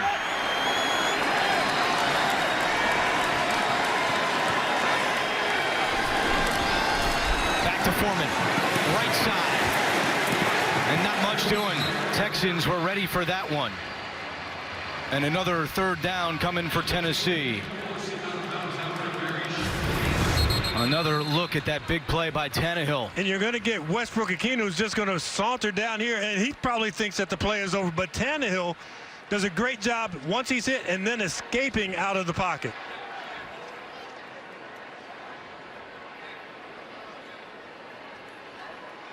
You don't draw him up like that, of course, but Ryan Tannehill complete the play, finish. He's probably still out of breath now. There's an injured Texan down on the field. It's Jordan Jenkins. We'll be right back after this. The NFL on CBS is sponsored by Geico. You could save even more by bundling home and car insurance. AWS. AWS is how the NFL can stat that. And by Discover. Exceptionally common sense.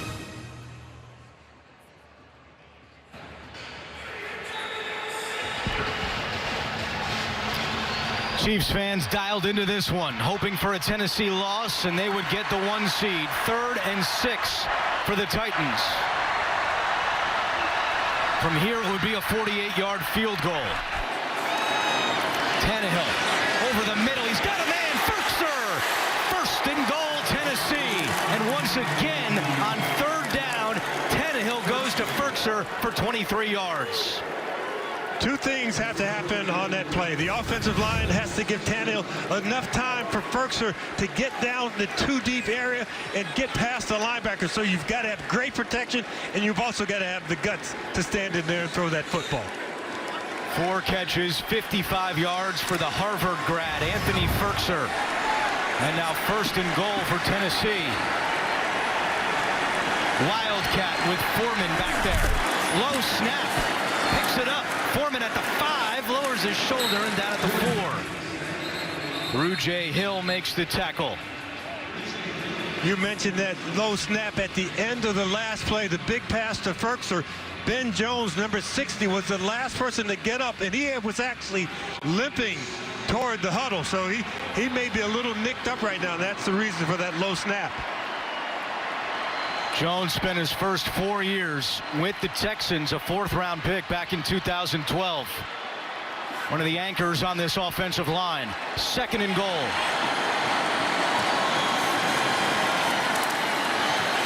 Tannehill, end zone. Touchdown! Julio Jones, his first as a member of the Titans.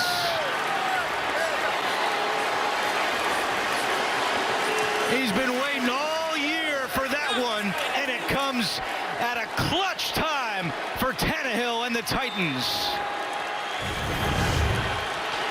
Sometimes when it's easy, you don't appreciate it. This has been hard because the Tennessee Titans, they walked into that locker room at halftime going, hey, we got it. Bring out the championship hats and the T-shirts and all that. Let's put them on right now. No, we're going to make you work for it. The Texans have had to work, made them work for it. Extra point by Bullock is good. And that was made possible by the Houdini act by Tannehill earlier in the drive. That drive was going nowhere until Tannehill escaped Jacob Martin, completed to Westbrook-Akina, and they cap it off with Julio Jones finally getting in the end zone for Tennessee. This was the play of the day for Tennessee.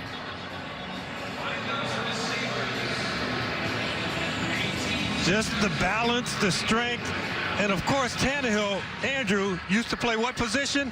Wide receiver. Yeah. Although I would have gone down the first time the guy hit me. I'm scared. Tannehill has now tied a career high with 4 touchdown passes today. This comes after he threw a career high 4 interceptions when these two teams met back in Nashville in November. The dangerous Traymon Smith is back deep. It's now a 10-point game with 7 minutes to play. And he will let this one go for a touchback. Coming up next, game 2 of our NFL on CBS season finale doubleheader. And the playoff puzzle will add another piece. Buccaneers take on the Panthers. And the AFC East up for grabs today. Patriots are in Miami while the Bills host the Jets. It's all coming up next here on CBS. A look at the AFC playoff picture. And again, Kansas City with the win over Denver in the top spot. But if Tennessee can close this one out, they go to number 1 and wrap up the first round bye. Earlier today, Vic Fangio was fired by the Broncos. Mills to Chris Moore on first down. And out of bounds at the 30. 5-yard pickup for Chris Moore. You know, this is just a mini development for Davis Mills, the ability to get out the pocket, to do some things other than just be a straight drop back passer. Impressive so far. David Johnson gets the call. He's got a little room to run across the 40, and Johnson to the 45-yard line. Kevin Byard on the tackle after a 15-yard run, and that is a season long for David Johnson. And now Christian Fulton is in pain. Tennessee's top corner is down on the ground. The clock is stopped with 6:25 to go. And Mike Vrabel will come out to check on the second-year corner out of LSU.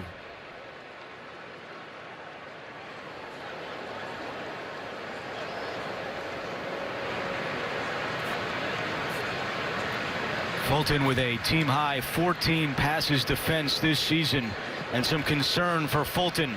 We'll be right back after this. Christian Fulton is being evaluated on the Tennessee sideline as we take another look at the injury to number 26. And he's right in the middle of that pile, and he gets hit on that left shoulder with the head going in that opposite direction. And you hope that it's just a stinger or a burner and there's nothing serious structurally. First down and 10 for the Texans. Mills to the air, and he's got Moore at midfield, and Moore is wrapped up right there. Chris Jackson on the tackle. Still no Brandon Cooks for the Texans. He has not been able to get back out there with the knee injury here in the second half.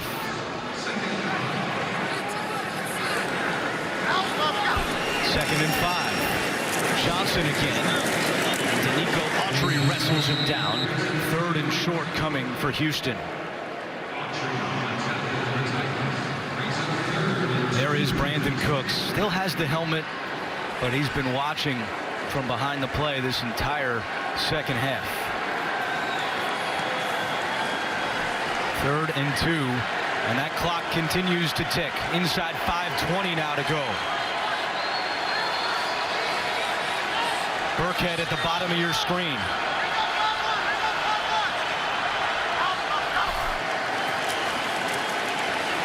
Mills throws, and it's caught. Amendola again in stride, and they're saying he was down.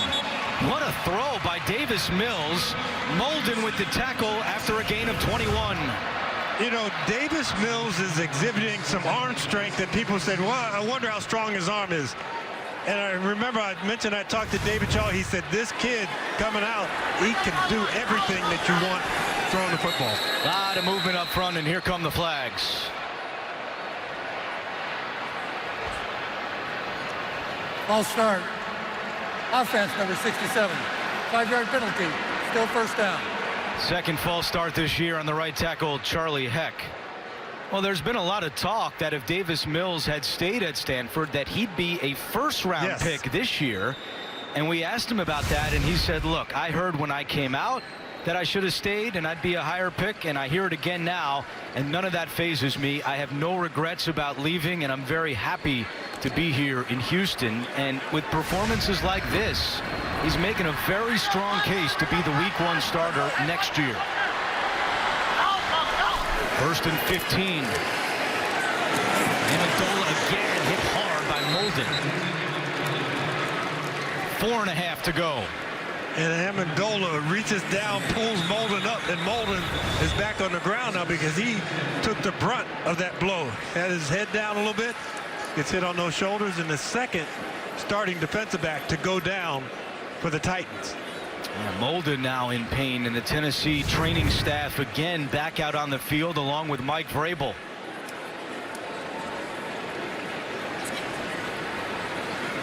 So before it was Fulton, the second-year man out of LSU, and now it's the rookie Molden, third-round pick from Washington. Six tackles today for Elijah Molden, whose father Alex in the Oregon Hall of Fame and an 8-year NFL corner. I wonder how that went in the house when he's growing up in Oregon. He grew up in Westland, Oregon. Says, not going to be a Duck, going to UW. The Husky selected number 100 in the draft last year. He is up and slowly walking off. On this drive, Davis Mills 4 out of 4 for 36 yards. He has 275 on the day. If he gets there, it would be his 4th 300-yard game this year. He has already today become the Texans' all-time leader in passing yards for a rookie, surpassing David Carr. 2nd down and 10. Mills looking deep for Amendola. He's got it! Another one! Danny Amendola turning back the clock. And the Texans are done against Tennessee.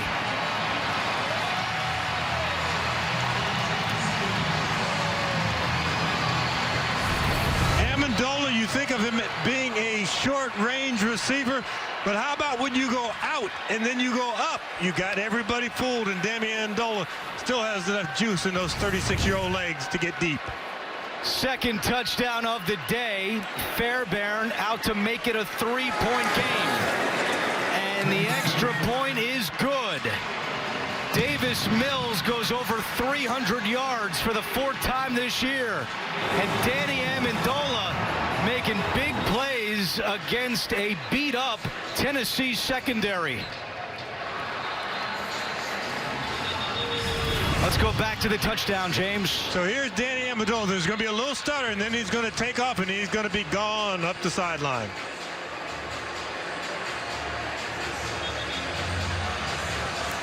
His 24th career receiving touchdown. He had missed the last 5 games. He was on injured reserve with a knee injury, and just as he was working his way back, he caught COVID. And David Culley is happy that Amendola fought to get back out on the field for this season finale. And Davis Mills, you don't see him show much emotion. We talked to Tim Kelly about that. He said, I've been trying to get Davis just a fist pump or something. It's really just not his personality, but he felt it there, and he's felt it in this second half, specifically in this quarter. 7 out of 7 for 99 yards and 2 touchdowns.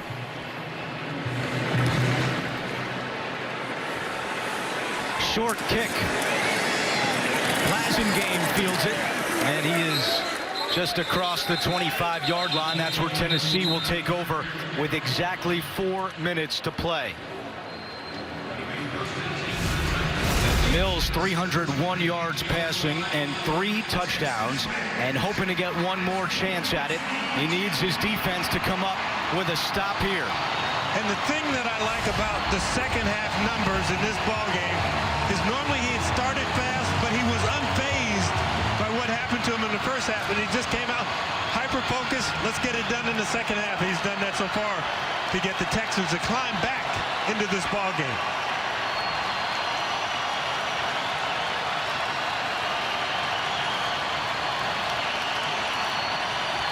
Tannehill looking to throw on first down. Pressure coming. Tannehill throws. A.J. Brown reels it in. Ah, those big hands of A.J. Brown. And he's able to get 16 yards. Saw A.J. Brown on the field during warm-ups making one-handed catches, and I said, you're just showing off. That's all you're doing. This ball right here behind him, reaches back and hauls it in. And the Texans have elected to call timeout, stopping the clock with 3:38 to go. They have 2 remaining, and Tennessee with all 3. If you're trying to figure out what the next chess move is for the Tennessee Titans defensively, you're thinking, well, they're close to midfield. Maybe they'll start running the ball. So you've got to start using some run blitzes, using those linebackers to fill the run gaps that the defensive linemen aren't in, and sacrifice one-on-one coverage on the back end.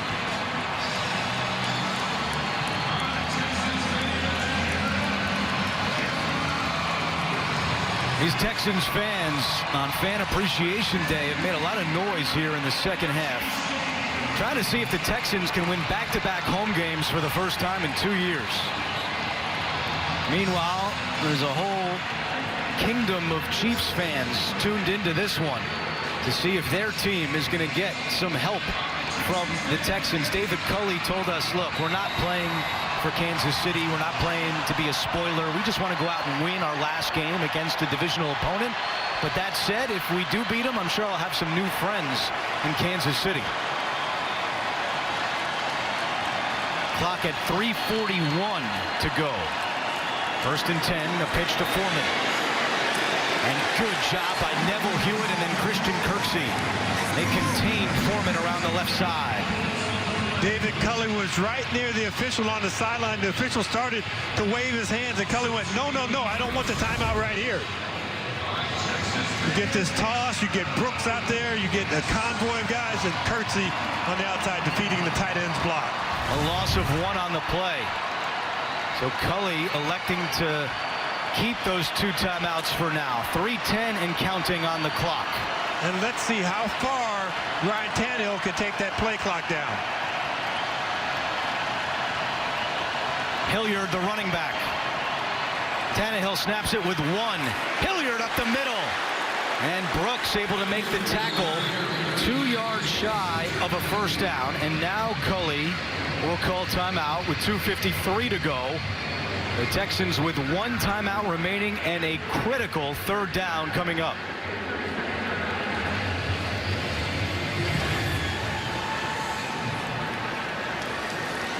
One of those adages that you hear football players talk about, the front side for run blocking is first down. The back side is for touchdowns. That side, that last play, you had good blocking on the front side, but once it cut back to the back side, that's where the blocking was outstanding and you got the big gain.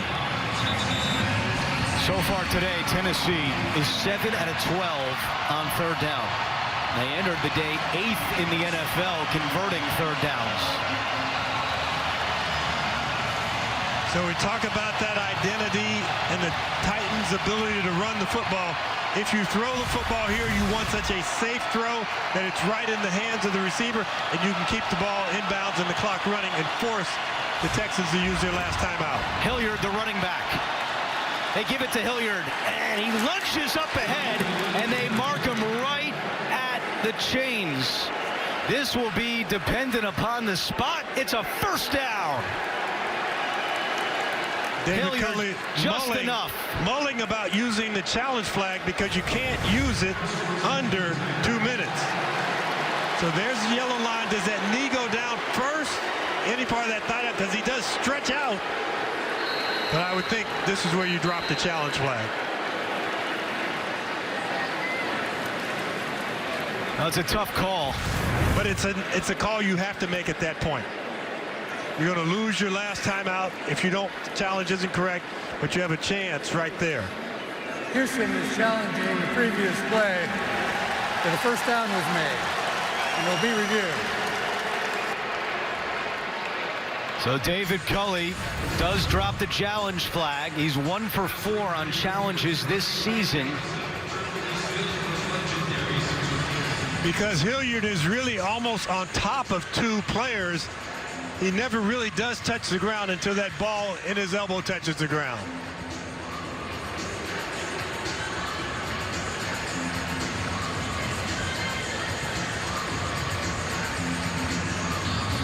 Now, great effort by Dontrell Hilliard, who was a member of the Texans last year, spent 2 games with them, and then he was with Houston during training camp. He was cut and joined Tennessee. Gene Steratore is with us. How do you see it, Gene? I see it as a great effort by the running back who lunges, and just as his left elbow hits the ground, I believe the ball does break the line to gain plane, and I think they'll stay with this as a first down, guys. And Gene, if it does stay, that would mean the clock would continue to wind, correct? Because it would be a first down? That is correct. Yes, we would just continue to pick up where we left off, which is a running play down in bounds. They'll rewind. They'll start the clock on the referee's ready for play signal. And after reviewing the play, everyone on the field stands. First down. Houston has charged a timeout.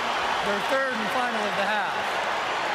Gene, we always come to you with officiating questions, but if you were the head coach, would you have dropped the red flag? Because that was your last and big hope if he didn't pick up the first down. I think you do, and then really looking back, if it's unsuccessful, it is a timeout, which will stop the clock now because of the charge timeout. So at that point, whatever you have to lose, you're looking for something that may be a little different than what they saw on the field, and I think it's a good challenge by Houston as well. I knew you were a gambler. All right, Gene, thank you. Hilliard spun down. Houston out of timeout, so Tennessee will take this to the 2-minute warning. It'll be second down when we come back. And again, Houston will not be able to stop the clock besides the 2-minute warning. 3-point game, Tennessee inching closer to the #1 seed.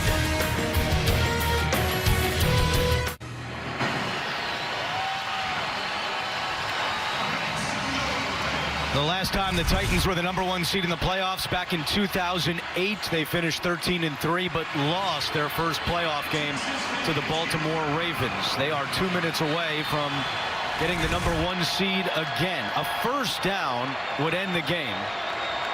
Houston cannot stop the clock. They have no timeouts remaining. Hilliard is the running back. They pitch it to Hilliard. Lewan blocking ahead. Hilliard, first down. Should do it.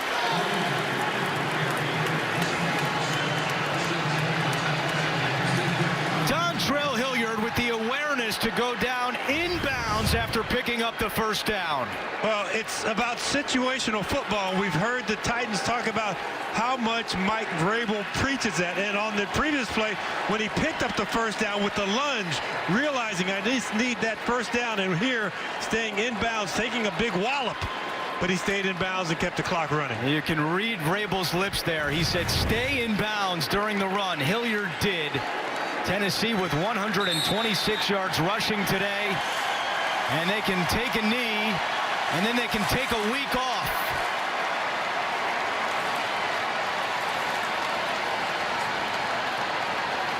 What a job by Mike Vrabel.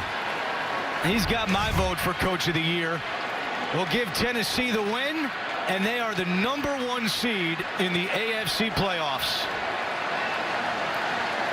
They'll have next weekend off. It's another couple of weeks for Derrick Henry to get right with that foot injury, and this is a very dangerous Tennessee team with the way their defense is playing.